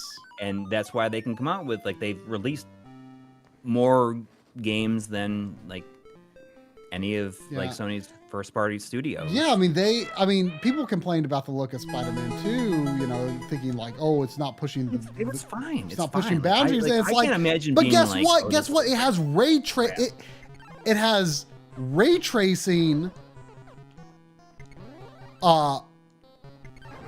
without like it does not have a non-ray tracing mode. And to do that while offering 60 FPS, 30 FPS, and 40 FPS is very impressive, like no matter how you cut it. Like they were able to offer so much. And I haven't played it myself, but they were able to offer so much with that game. And that's very impressive. Ooh, what was that? Gate? There's several super chats I gotta catch up on. There's $10 from Robert Hernandez. Thank you. Saying happy Sunday, everybody. With the impending shutdown of the Xbox 360 online ecosystem, I've been revisiting and playing my old digital purchases. It's sad to think that games like Bomberman Live will die soon. Yeah, I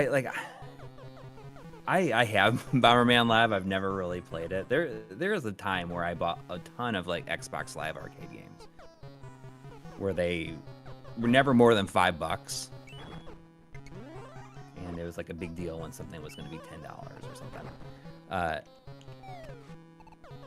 I mean, there's the yes, it's definitely sad. And you know, I recently played that Bomberman R, like the first Bomberman R. Mm-hmm. Like I know the second one kind of came and went fairly recently, and it's like super cheap already. I mean, it's not bad. Not bad. At least there's plenty of Bomberman games that you can play. Yeah. What do you think about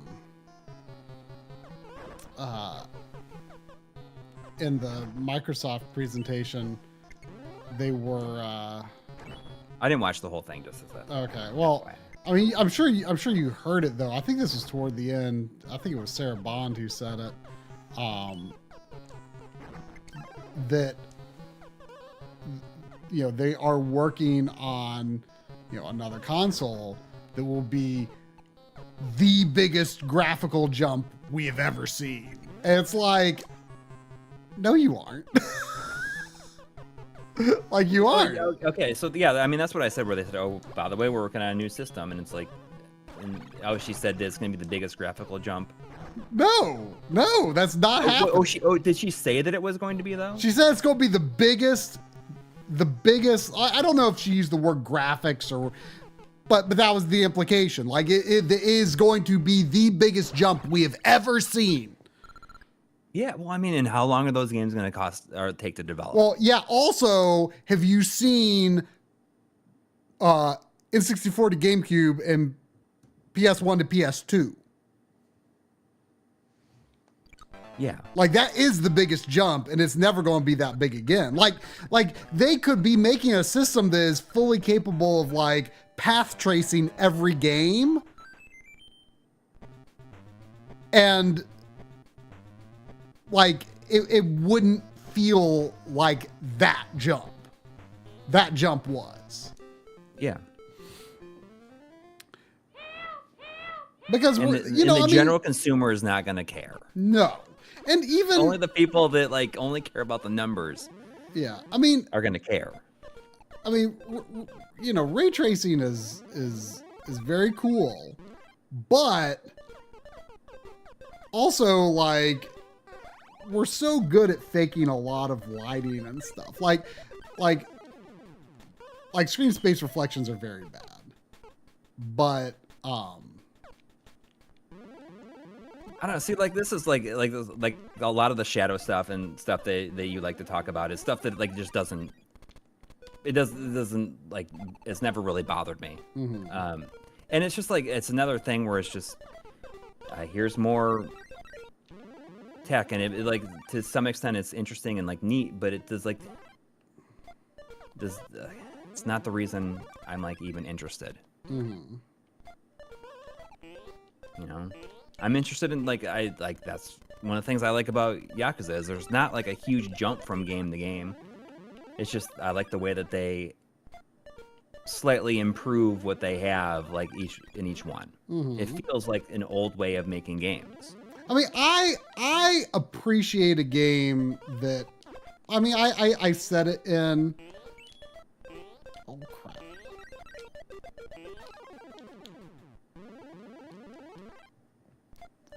I said it in the games we played in 2023, like a game that, you know, tries to strive for a certain target and achieves it really, really well is timeless. Like Ridge Racer 7. Yeah. Like it did everything it set out to do. It did not overreach its means. Well, and the same with Inside. And have to blow through any. The same with Inside. Like it did the absolute best it could without overreaching, within the means of the developers' skills, within the means of the budget, within the means of the engine they were using. They didn't, like, their approach was very clearly like, you know, we're talking about shadow maps and stuff. And like, you know, I don't like a lot of jaggy shadow maps. I mean, I tolerate it, but I don't like it. But like Inside, it was very clear that the everything about the visual design was designed to avoid anything that would ever look bad. Like, so okay, shadows, like, you know, like they didn't do shadows in a way where you could tell that, you know, anything was low resolution. They didn't do reflections in a way where you could tell, oh, they're just using a trick. Like, they only did things that you could look at this and say, like, this looks as good as it could look. It doesn't matter that it's a Unity game. It doesn't matter that, you know, it's designed for, you know, PS4 or whatever. Like, that game is going to look timeless forever because they so successfully, you know, achieved something within that target.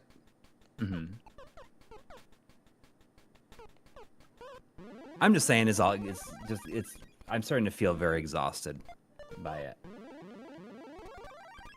all, and it sucks to kind of feel that way. But you know, like John H had who has been a member for 20 months. You know, he had a good comment, said, you know, I haven't really played any games. I haven't really played games in like 4 years. I've actually completed maybe 4 games in that time. I'm burnt out. I spend more time on my setup. I mean, I get that. I get it. You know, I mean, that's why you know, like, I played a lot of games, but of those games that were like really memorable, you know, it's hard to say. You know, and that's why, like I've been saying, I kind of just want to get back into like replaying games that I like, and like I don't want to. I want that to be okay. It is okay. It is okay. But I think that to an extent, you know, like the way that certain things are these days, it's hard to. By doing like the stuff that we do, I feel as though I need to try to have as many different experiences as I can, so I can just like talk about them if it ever comes up. But I don't know. Like I don't know. Chris, I mean, you know, really said to me the other day, it's like, you know, when I had mentioned that feeling to him. He says, you know, I love the idea that there's so many experiences out there that I'm in no rush to have, and that those experiences are always going to, like, might be amazing, but I will always I still have that first time to look forward to. Yeah. Eventually get around to it. Yeah, well, and I agree, and like, you know, that's what gives me comfort, you know, in, you know, when thinking about how, hey, you know, video games are probably eventually like going to go largely in a direction that just doesn't especially interest me. Yeah. And I'm okay more with frequent new consoles would push me in that direction probably too. But I'm okay with that because, you know, hey, like, I'm never going to run out of games that already exist that I want to play. Yeah. But I think that is very much, you know, when we talk about phase 2 of like the life of the channel, like I think that there's going to be a lot more of that kind of stuff in there for me, which in a way is getting back to what the channel is originally founded upon, I guess. Yeah. Anyways, there was $5 from Joshua Helmicke. Thank you. Saying, I currently don't even have a 4K monitor. I play current gen games on a 1080p HD TV at 60 FPS with a 120 hertz refresh rate. Everything looks great. And you know what? I mean, I could see that. Like, yeah. You know, I mean, yeah. You know, you have often talked about how you didn't want, you know, you still don't want to get into HDMI 2.1, you know, And I feel like it's like unreliable still. it is very. I very much feel that way. It would cause so much of a hassle to like. Oh, it upgrade is. stuff to that. It has enriched my life almost none. Yeah, and Like, and it's just like it's only brought up more annoyances of things you can't do or that cost more money to achieve the way that. Yeah. It is so difficult to get, especially when you want to capture video and stream video. You know, there's all these gotchas when it comes to HDMI 2.1. You know, I love the LG C1, but I would say that it's, you know, the TV's features that aren't necessarily part of HDMI 2.1 that has made the most difference to me, like black frame insertion. I know you don't really care, but like I really do like black frame insertion a lot. I'm using it right now, even though this is a game that like barely benefits from it. But I really like it. So you essentially probably just leave it on.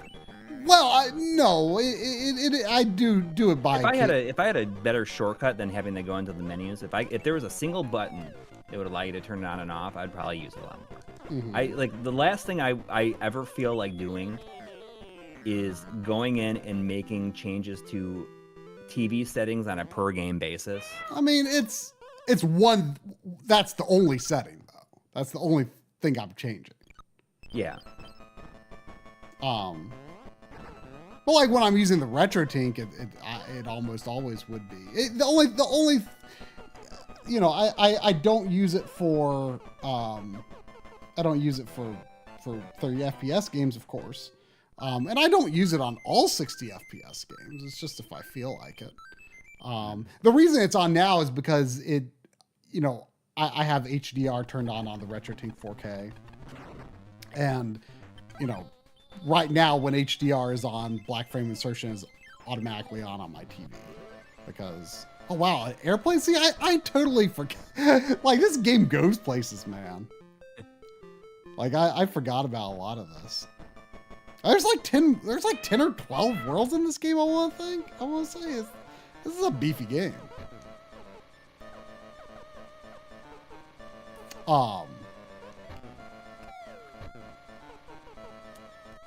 Well, there was $2 from Rally Lancer. Thank you, saying it won't be a PS6. It'll just be PS5 Satan's Counterattack. I bet that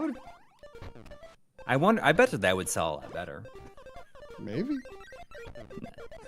Oh. There's also $5 from Container7. Thank you. Saying excellent stream and discussion. We're getting a little fired up, I think, tonight.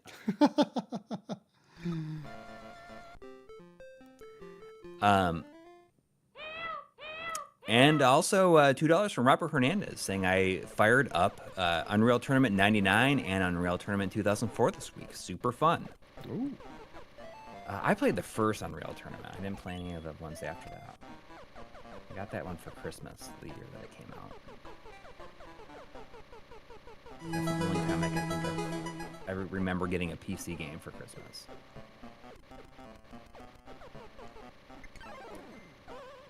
And $4.99 from Andy Taylor. Thank you.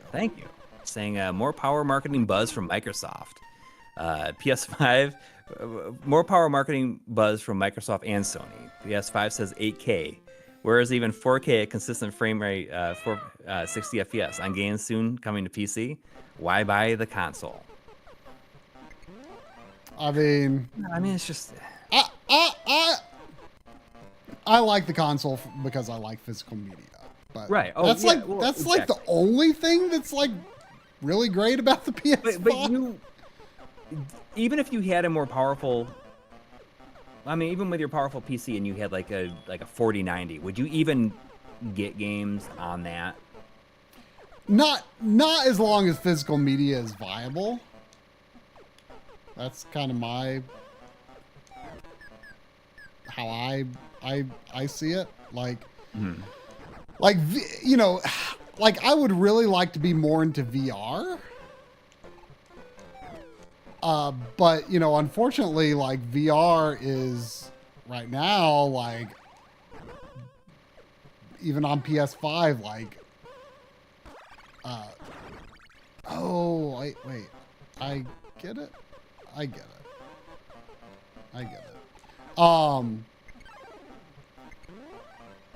There we go. You know, like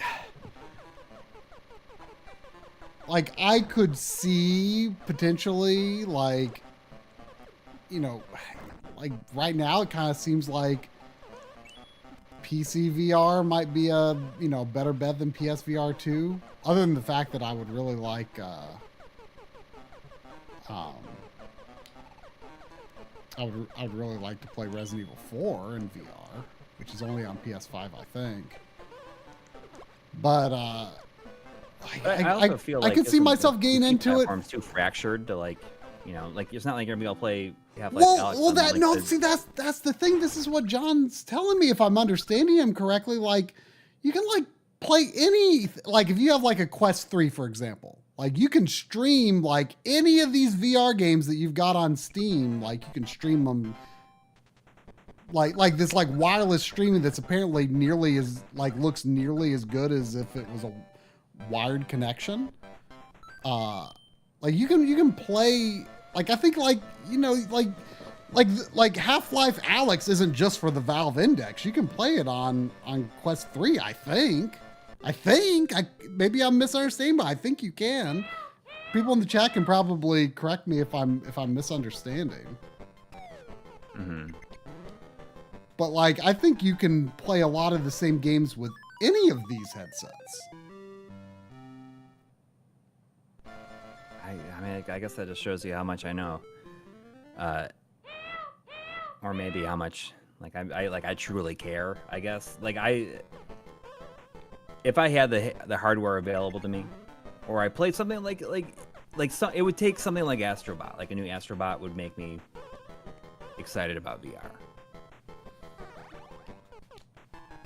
Yeah, I mean the main thing that puts me off of Quest 3 is I don't want a Facebook account. I think, didn't they get rid of that aspect though? Oh, I mean, you could just make it and like just keep it on private. Don't put anything on it. You know, it's not like. I mean, can't people what if they're like, you still have to use your real name on there, and like, you have to have 10 friends. Like, do you have to use your real name on there? Like, I don't want anyone to ever know that I'm on it. Like, I don't want, you know, old people from high school being like, oh, I gotta be friends with you on Facebook. And you just don't. But like, don't you have to use your real name, or is that not? Do they not require that anymore? I mean, they probably require some sort of information, even if it's not your display name. I just don't want people to find me on there. Like, I have zero interest in having a conversation with anyone there. But nobody would be like, nobody's making you have a conversation with anybody. I mean, I haven't updated my Facebook in like 9 years. Like, it's got the same photo from like outside of when my mom sold her house. Yeah. And like, I never put it. The only thing I ever put on there is like, if we had something with, like if it, like I think the last thing I put on there is like, hey, we crossed 100,000 subscribers on our YouTube channel. Like that was a long time ago. That's like just like an update. Yeah, I mean that. But I mean, if it was good enough of a game experience, you know, I'm going to get to try this stuff at John's house this week. I'm excited. I'm excited to try it. Like I feel like I'm going to come back from this trip wanting some new VR headset or a OLED Steam Deck. Mm-hmm. Okay, what is this actually? I mean, even the Steam Deck, like I use it docked like almost entirely. Like it's too big. to like. Well, yeah, I mean, it's just Like it's I an will never appeal. take I the mean, Steam Deck even like out of the house. yeah, I mean, It's just too big. It's too big to take it out of the house. Yeah, I agree that like it is silly to even think about it, but like yeah, like I will admit that just the fact that it's like essentially a consoleized way to play PC games. Is very appealing to me. Just the fixed hardware nature of it is appealing to me. But my Steam library sucks. But when when physical media finally goes bye-bye, I mean, Steam is probably going to be the right place to hang around. Like I don't see a super compelling reason to get on board with Xbox or PlayStation digital libraries. Like I'm not heavily invested in either ecosystem. I'm not heavily invested in any ecosystem digitally. But if it came to having to start to buy more games digitally, I mean, Steam is probably the right answer. I don't want it to be though. I prefer the console experience, but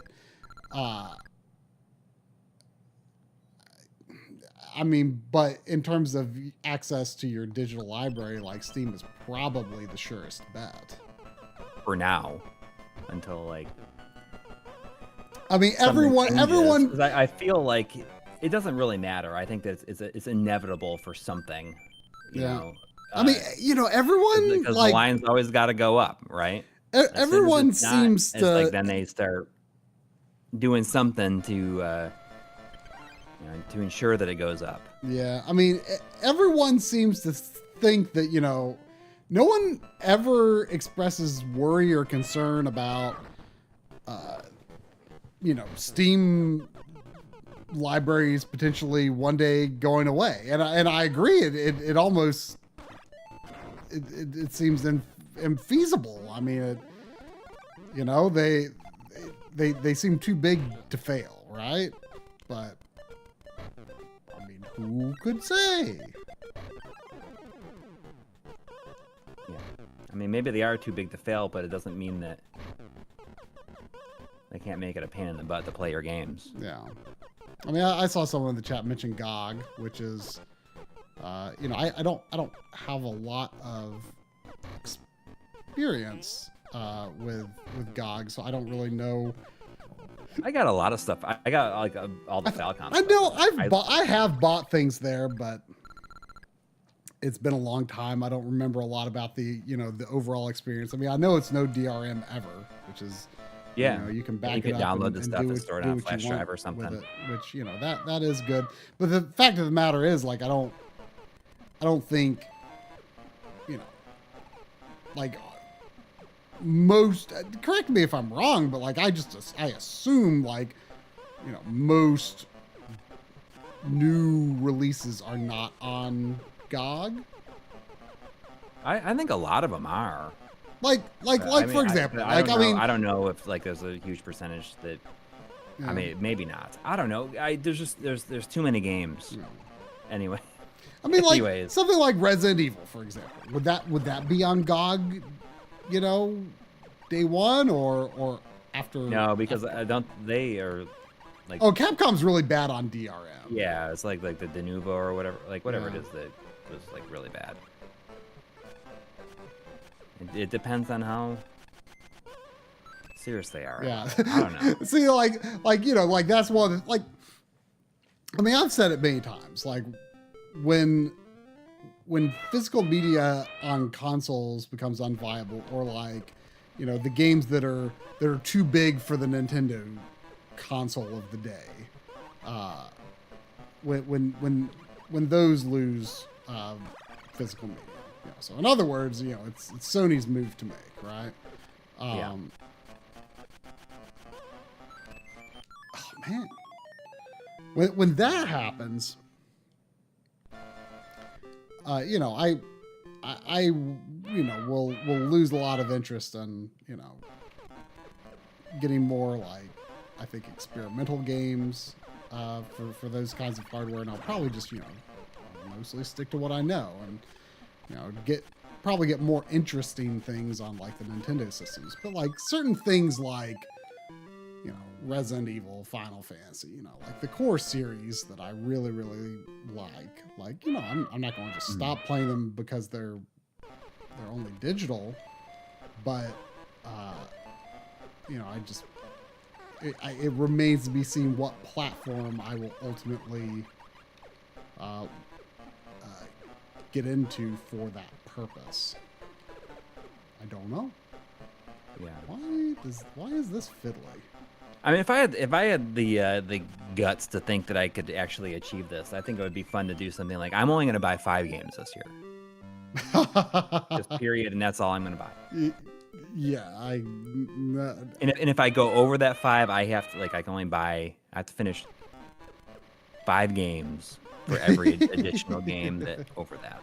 But then again, like, I don't want to rush through games and like rush to play as many things as I can either. I mean, I think you know, wonder, like, if I hope that I'm not, maybe, like, I mean, maybe I am just like tired of the crap a little bit. I mean, that kind of commitment I don't think is really something that you can do, you know, nowadays in the, you know, potentially in beginning to enter the twilight years of physical media, right? Like, right. I mean, that's exactly it. You know, I would want to get certain things. So you could play it, you know, some other year when there's less interesting stuff coming out, you know, like we're in a lot of ways we're potentially building, you know, the libraries that, man, this is I can't figure out how to get the exact right momentum to. There was $5 from Chris Fratt saying if you ever try out VR chat. You know, that's something I hear people talk about a lot, and I have zero clue like what that is like, what it looks like. Like I hear people saying like, "Oh, I'm in VR chat now," or "I was in VR chat," or "This happened in VR chat." I know nothing about, like, is it like what was it called back in the day? Second Life? Is it like, in my head it's like that, but like I've never seen it. I have no idea what it's like, but I do see people talk about it. Yeah, I mean, I don't know. I don't know if that's what it's like. I have no idea. It like does not sound like something I would ever personally be interested in doing. I see Bartman in the chat says, "I am the Game Pass. I don't need subscriptions." See, that's my goal, right? Like I want to get all these games now, so that when, you know, games become less of something that when new games become less of something I'm interested in, I am the Game Pass. My shelf is the Game Pass. Yeah, it's my personal Game Pass. My personal physical Game Pass. Robert Hernandez with $5 saying, last time we saw Coury this discouraged with gaming was immediately following his Mr. video. Starting to wonder if the game room video is to blame. Not at all. I mean, I think it's fun to like film that stuff. I've definitely thought about the fact that like I probably have too much stuff down here, and I have a big bin of things. I'm giving away like a bunch of like Xbox duplicates that I have to coworkers. Just because they have Xboxes, don't have many games, and like all these Xbox games that I have, like Xbox One games, are like not worth more than like $10. Anyways. You should show me some of the games just in case. I can show you what I got left. I mean, I think it's all stuff that you already have. It's like what is it? Oh crap. Wolfenstein 2, which I bought because I saw it used at a place that they actually had the PS4 version. I didn't even know it. Final Fantasy 15, just like the standard edition. I actually kind of want the Xbox version of that. Okay, you can have it. But I mean, it's not the Royal Edition, I guess. I mean, I'd take it. Even if it was the Royal Edition, doesn't matter because it's the download code. Oh, really? Yeah, none of that stuff's on disc. Like even like the it's all a code. Even like the stuff where they like kind of made the game a little bit better after. Yeah, it's all like it's. Well, I'd still take it. Okay. I've kind of wanted the Xbox version of that, even though I don't like the game that much. But like Final Fantasy and. Yeah, I mean, like that stuff. Like this, Final Fantasy and Resident Evil are series where I like to own multiple versions. Mm-hmm. But like specifically those series, like I wouldn't be interested if you were like, oh, I have the Xbox version of Tales of Arise. I'd be like, oh, well, I have that on PS5. I don't care. Yeah.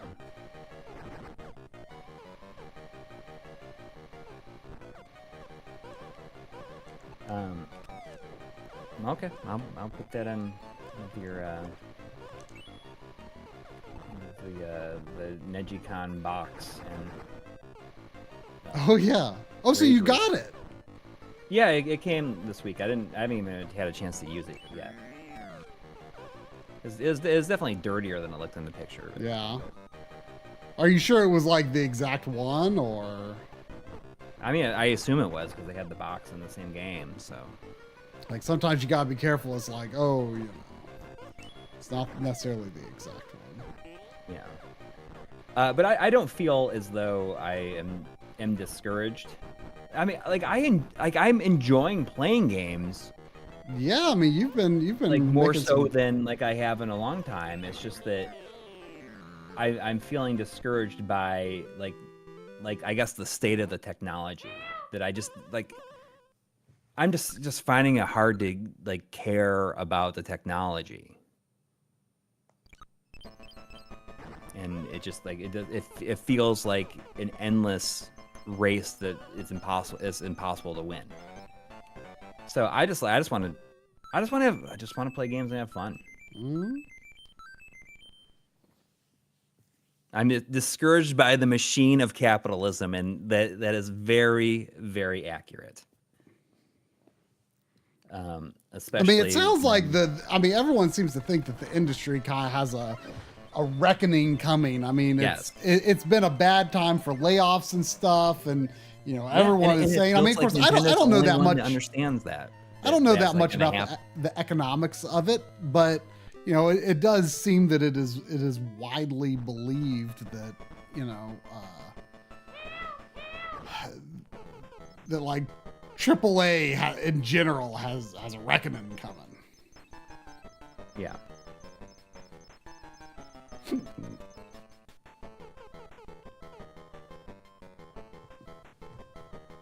Yeah, I mean, I've been playing Tunic, and I just think it's great. I've been having so much fun, and I enjoy the look of that game, and it's just made by a handful of people.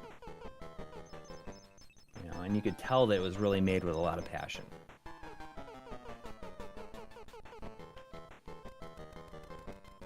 The industry overhired, and the games are too expensive, too many people working on stuff, and not enough exceptionally skilled people that want to make games. Yep, and it does make me feel bad for. I mean, the fact is like every single thing that people are excited for, like, is gonna get ruined. I mean, I just feel bad for everybody who's in college right now, like studying game development, and the chances are they're just gonna be working on whatever games as a service thing, and just part of this like mill of people. Yeah. And like it's not going to be very exciting. Well, I mean, I've said a lot about like just video too. Like video You know, like people were talking about like those AI videos that came out this week. And yeah, there's like a lot of issues with them, but I mean, this is just like the first version. Yeah. You know, like let's see what it's like in 5 years. You know, everyone could make it one of our videos. Be like, Yeah. I do, make them out and whatever, and nobody's gonna be able to. Like all these creative jobs are gonna be gone. And I mean, I don't know. I don't know how to do anything else. Yeah. Eat spaghetti? Corey, I'm Corey. I hate spaghetti. Yeah. I'm spaghetti. Is there down? Is down good? And I try out Helldivers too. It doesn't really interest me that much. I haven't really been following it at all though either. Is it free? I mean, to an extent. I mean, it's AI free to is get using us- started. we are the product. AI is using us to learn.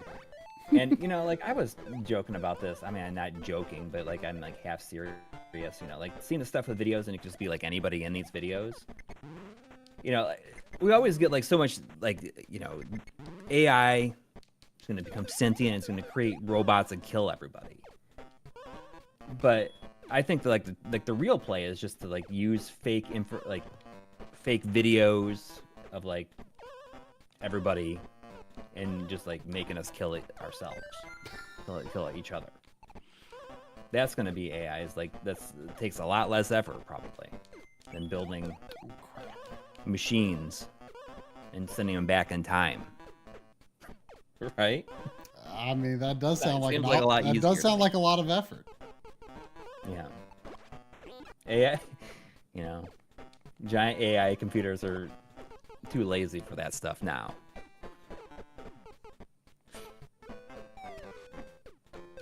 Dang it.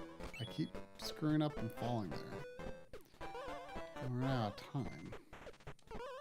Scariest day will be self-aware AI. I'm sure it's already happened to an extent.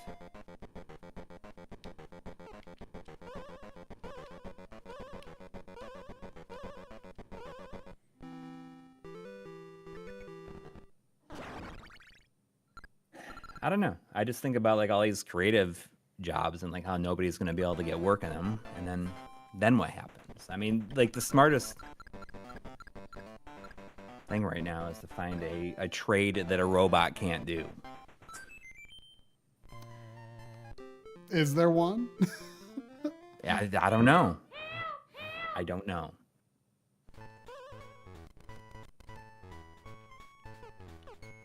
Yeah, software AI does not exist yet. It seems that they're like just dress up chatbots and super cloud computing steroids. But yes, but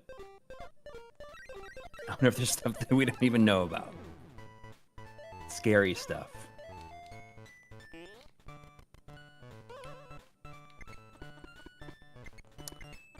Plumbers? I don't think so. I think that, you know, cleaning cleaning pipes is probably the first thing that they're gonna get like robots to do. Wait, where the heck is the door? I didn't see the door.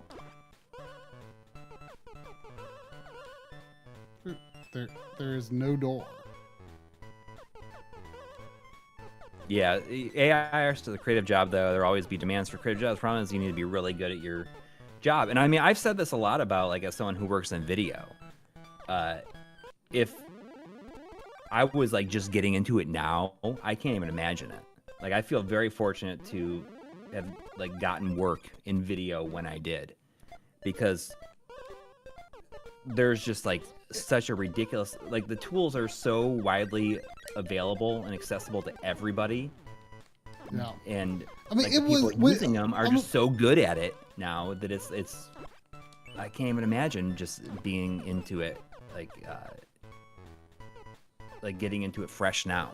Yeah, I mean, we've talked about this before, how it was an unusual skill when we learned it. Oh, the door is just right there, but it's hidden.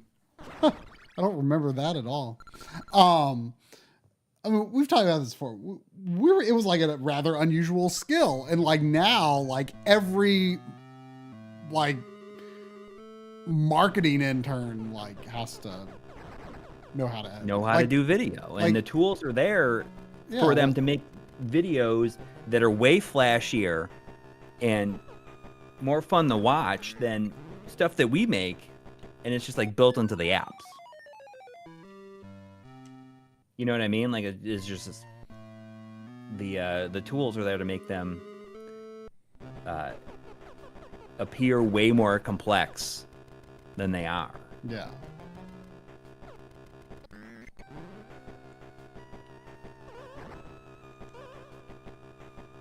I don't know about that.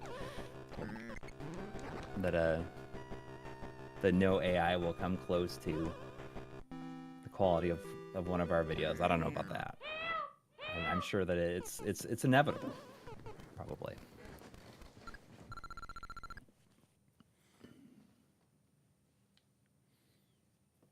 Yeah, the companies don't care about the art process; they just care about the product. But I mean, they just care about getting it done as cheaply and as fast as they can, and for people not to notice that that wasn't done by a real.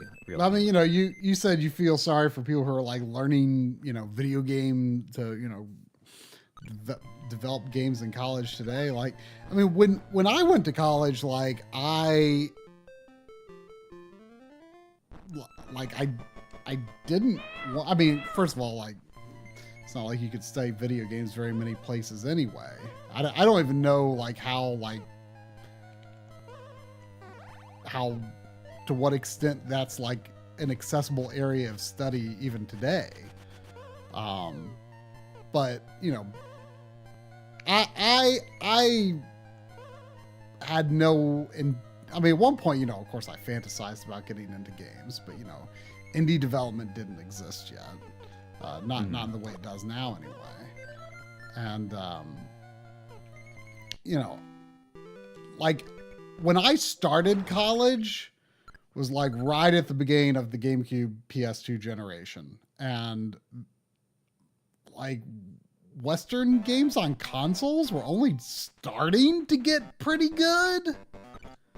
Like there were like a lot more good European games. Like a lot of the good Western games were European at the time. Like American games, like there were some good ones, but like by and large, like I did not like American video games. Mm-hmm. And I didn't want to go into games because I thought, well, I'm going to be making games I'm not going to like. And sadly, the reality is probably looped back around to that today. Yeah. Just like a different kind of game that you don't like. Just right. It was just like American game development, just like it wasn't like my perspective, whether granted, my perspective was heavily influenced by the fact that, you know, I'm almost entirely a console gamer. You know, PC obviously had a lot of good stuff in the West, I would say. But you know, that wasn't what I was playing. Still not what I'm playing.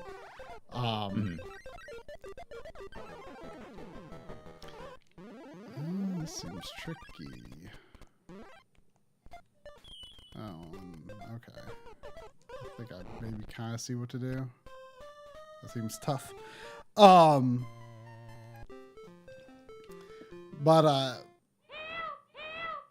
yeah, like I didn't like start like liking Western games more broadly, or again, I liked a lot of European games.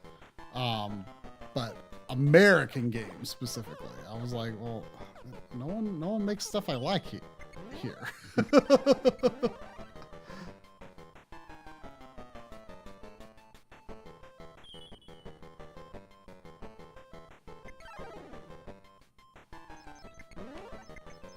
know, it's Alex OJ is saying if we keep getting more people in the classic games and more jobs in classic gaming related things. Yeah, well, I mean, it is absolutely amazing to me that classic gaming has become an industry unto itself. Yeah. That is super it does awesome. Also make you think. Like, I wonder, like, how much is there left to do? I mean, people keep surprising us. People keep on surprising us, but you know, it's. I feel like it's going to hit a point where, again, of like diminishing returns. Sure. You know, it's hard to say if. But I mean, when you're talking original, when you're talking, you know, purely original hardware, yes, we're probably nearing some kind of limit of what is useful to achieve.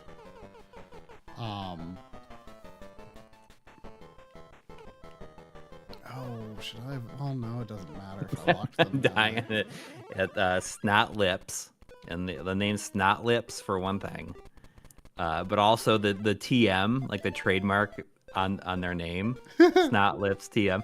But then Aerial Aces responded, and the TM is like gigantic, and for some reason, it's like an image of a TM.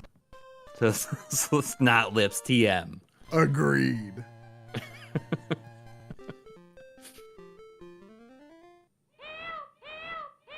It's old Snot Lips back at it again. But yeah, I mean, I think there's going to be a lot to do in retro gaming for a long, long time, you know, in terms of, you know, emulation development, preservation, and other areas. Yeah. I don't know. I'm curious whether or not we've like hit the peak of classic game popularity. Oh well, I mean it's always on a moving. Right, but I mean I feel as though the peak might have been like during pandemic when people were just buying a bunch of stuff. People were real excited about everything that was coming out. And I feel like we might be hitting a little bit of a downturn now. Yeah. I mean, especially as like with 4K scalers and stuff, as more of that stuff gets in people's hands. Like, I wonder if people will be like, all right, this is good enough. I'm completely happy with this. And this is just what I'm going to use for the rest of my life. Well, you know, I wonder if it depends on if you can buy TVs that can support that for the rest of your life. Right. We don't know. We don't know. But I mean, even TVs themselves, I feel like, like diminishing returns. Like, I wonder, people are not going to... I don't feel as though people are going to be buying new TVs as they once were, especially with things like, you know, like I don't see 8K being what they want it to be. It's certainly not now. It's certainly not now. I mean, it, you know, I don't want to write it off as something that would never happen, but,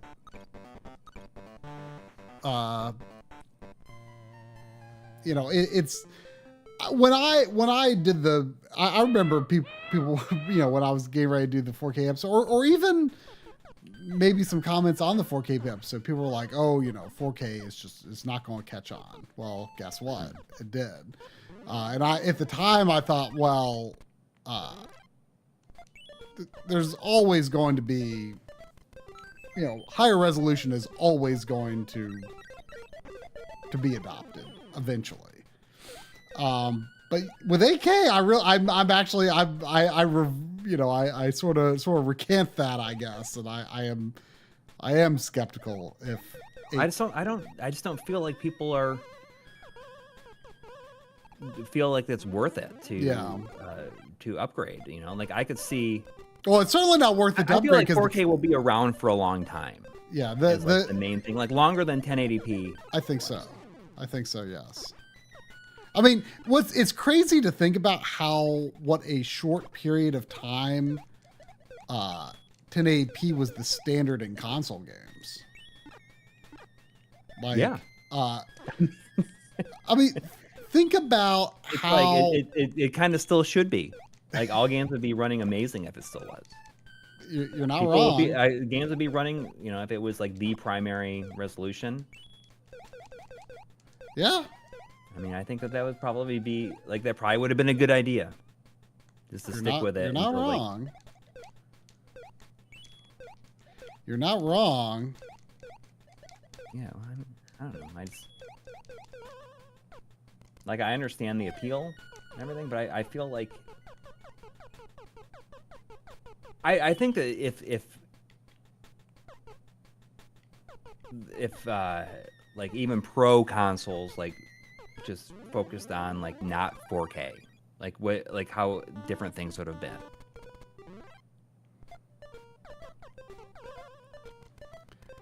Yeah, I mean, but it's crazy to think about. I mean, think about how long 240p was the standard. Yeah, like a long time. A long time. And then think about how, 480i was the standard. 480i and 480p was the standard for a generation. Like one generation. And then 720p was the standard for a generation. And then all of a sudden we finally get to 1080p and it's the standard for half a generation. That's crazy. Yeah, it's stupid. That's just like it's not even crazy, it's stupid.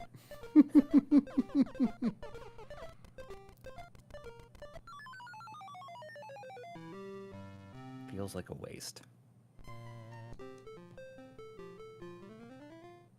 It's a long level. Well, I'm just confused by it. It's a tricky level. Yeah.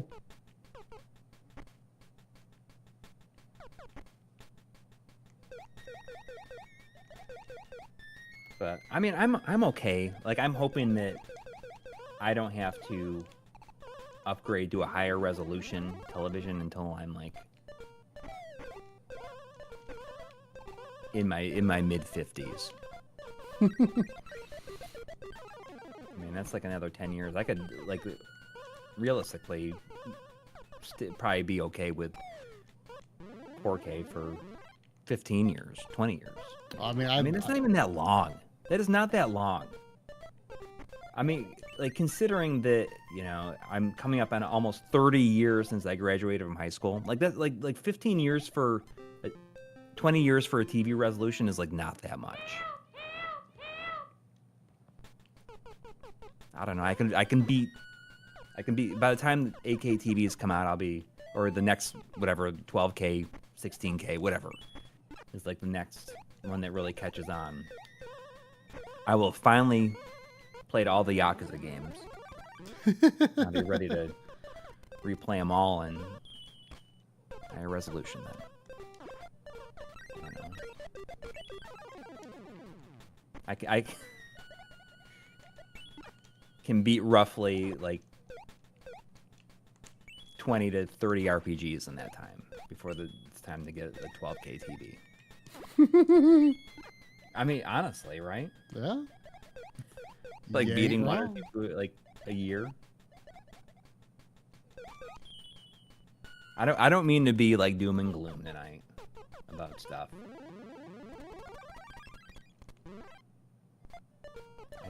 I just get concerned about my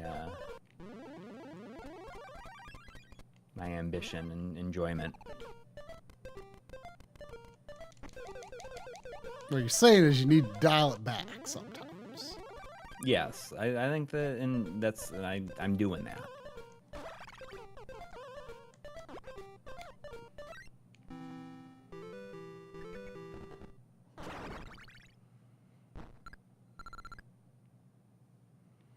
Keep in mind that it took until 2000 for gaming hardware to fully utilize the standards of those I guess of the, of TVs. I don't know if games really have ever been a major driver in TV technology, though. Like, certainly, I think for Video stuff. for video stuff, yes, DVD, Blu-ray, 100%. Even to an extent, streaming potentially, stuff like the Wii and the PS3 early on with Netflix, definitely, I think. But for actual like TV resolutions, like TVs would handle games more properly if they were actually like a major driver on that stuff. Yeah. I got roughhousing by proxy with $2 saying we appreciate you being real, Corey. Every once in a while, Corey has a I don't know kind of stream. Yeah, but like to on the other side of that though, like Yakuza 4, Hades, and Tunic, have been amazing games that I like just want to keep on playing. Like, in other words, what you're having a great time with gaming. You're just looking at the outlook of where things are. Yes, and it's just like I don't know. And like I guess sometimes it's hard for me to reconcile like the way things are going and like how like that affects this channel. And I don't think very much. And probably and if I do feel it's going to affect it at all, like that's entirely on me. Well, it should just be like us talking about stuff we want to talk about. I used to think that being interested in the health and future of the industry was like integral to being into gaming. But I think the more time goes on, the more space there comes between generations, and the more and more there's like, here's the group of systems I'm interested in, or the group of systems I grew up with. Here's the group of systems I grew up with, and the more and more just it becomes more expansive. I think there will continue to be people who sort of break off and are, it doesn't, just because you're not like super into the industry today and the future of the industry and where it's going and that stuff, doesn't mean you can't be way into what's already out there, right? Yeah, exactly. And you can still have a voice out there on YouTube or elsewhere talking about these things without being deeply invested in current gaming or the future of gaming. You can still, be an authority or have something worthwhile to say about the games you are interested in without feeling like you have to be keeping up with, the treadmill of modern games if you don't want to. Yeah, and like what Lord X Mugen is saying, it's tech itself, like tech just in general, I think is all like feeling this way. Where it's just like, like we just got to get the next thing out, even though the last thing has problems. Like let's just like get things like keep on rolling forward. All right, well, and I see that Master Safer is saying Corey needs more Stone Street coffee tomorrow morning. That's the guy get more of that knee buckling espresso. Is that some place that you get your coffee before your Stone Street stream? Coffee, like it's a place in New York that we just like randomly order something from them once, and we just really like it. Yeah, and we get our coffee is from Stone Street coffee is a knee buckling espresso. All right. Well, I'd like to finish the iceberg, but I think since I just beat a Donkey Kong level with the 98 save lives. point, like my saves on this cart got lost at some point, but I've got like a level 1 save on the cart that has stuck for years. So the battery has not been replaced, but it's not been replaced. But maybe the save will stick. Who knows? But doesn't matter. I just wanted to play it tonight. I bet you John has the stuff to be able to do it. I've got a ton of batteries, but yeah, I need to learn to do it myself someday. I'm not interested in the process, but I do want it done. This is like the easiest. It's like the easiest process. I know, but I just don't really enjoy doing that kind of stuff. But I need to learn to do it myself someday. But anyway, I would press on to finish the iceberg, but I've got things I need to try to get done tonight before getting deeper into getting ready for my trip. So I think we will call it there. Coury will, let's see, is it next week or the next week where you're not going to be here? Next week there will be no stream next. No stream next week, but you'll have a stream with a guest 2 weeks from today, yes. And then 3 weeks from today I will rejoin. Yeah. Be a normal and also, stream look for me on Tuesdays and Fridays on the Twitch channel. We'll be playing some Yakuza on the PS2. Yeah. Who knows? Maybe you guys will even pop in there since it'll be like normal time for you. Yeah, it'll be like early afternoon. Yeah. So maybe so. I was streaming. I streamed the other on Friday, and John sent me a message and said like you guys are streaming on Twitch. I'm like, oh, it's just me. Like I'm like just playing some Yakuza. Ariel, I'm headed off to Germany to hang out with John Linneman for 2 weeks. That's a long time. It'll be wild. Yeah, Sandy has never been like apart from me for that long before. Like I have not taken like a trip that long since before Sandy. Crazy. Yeah.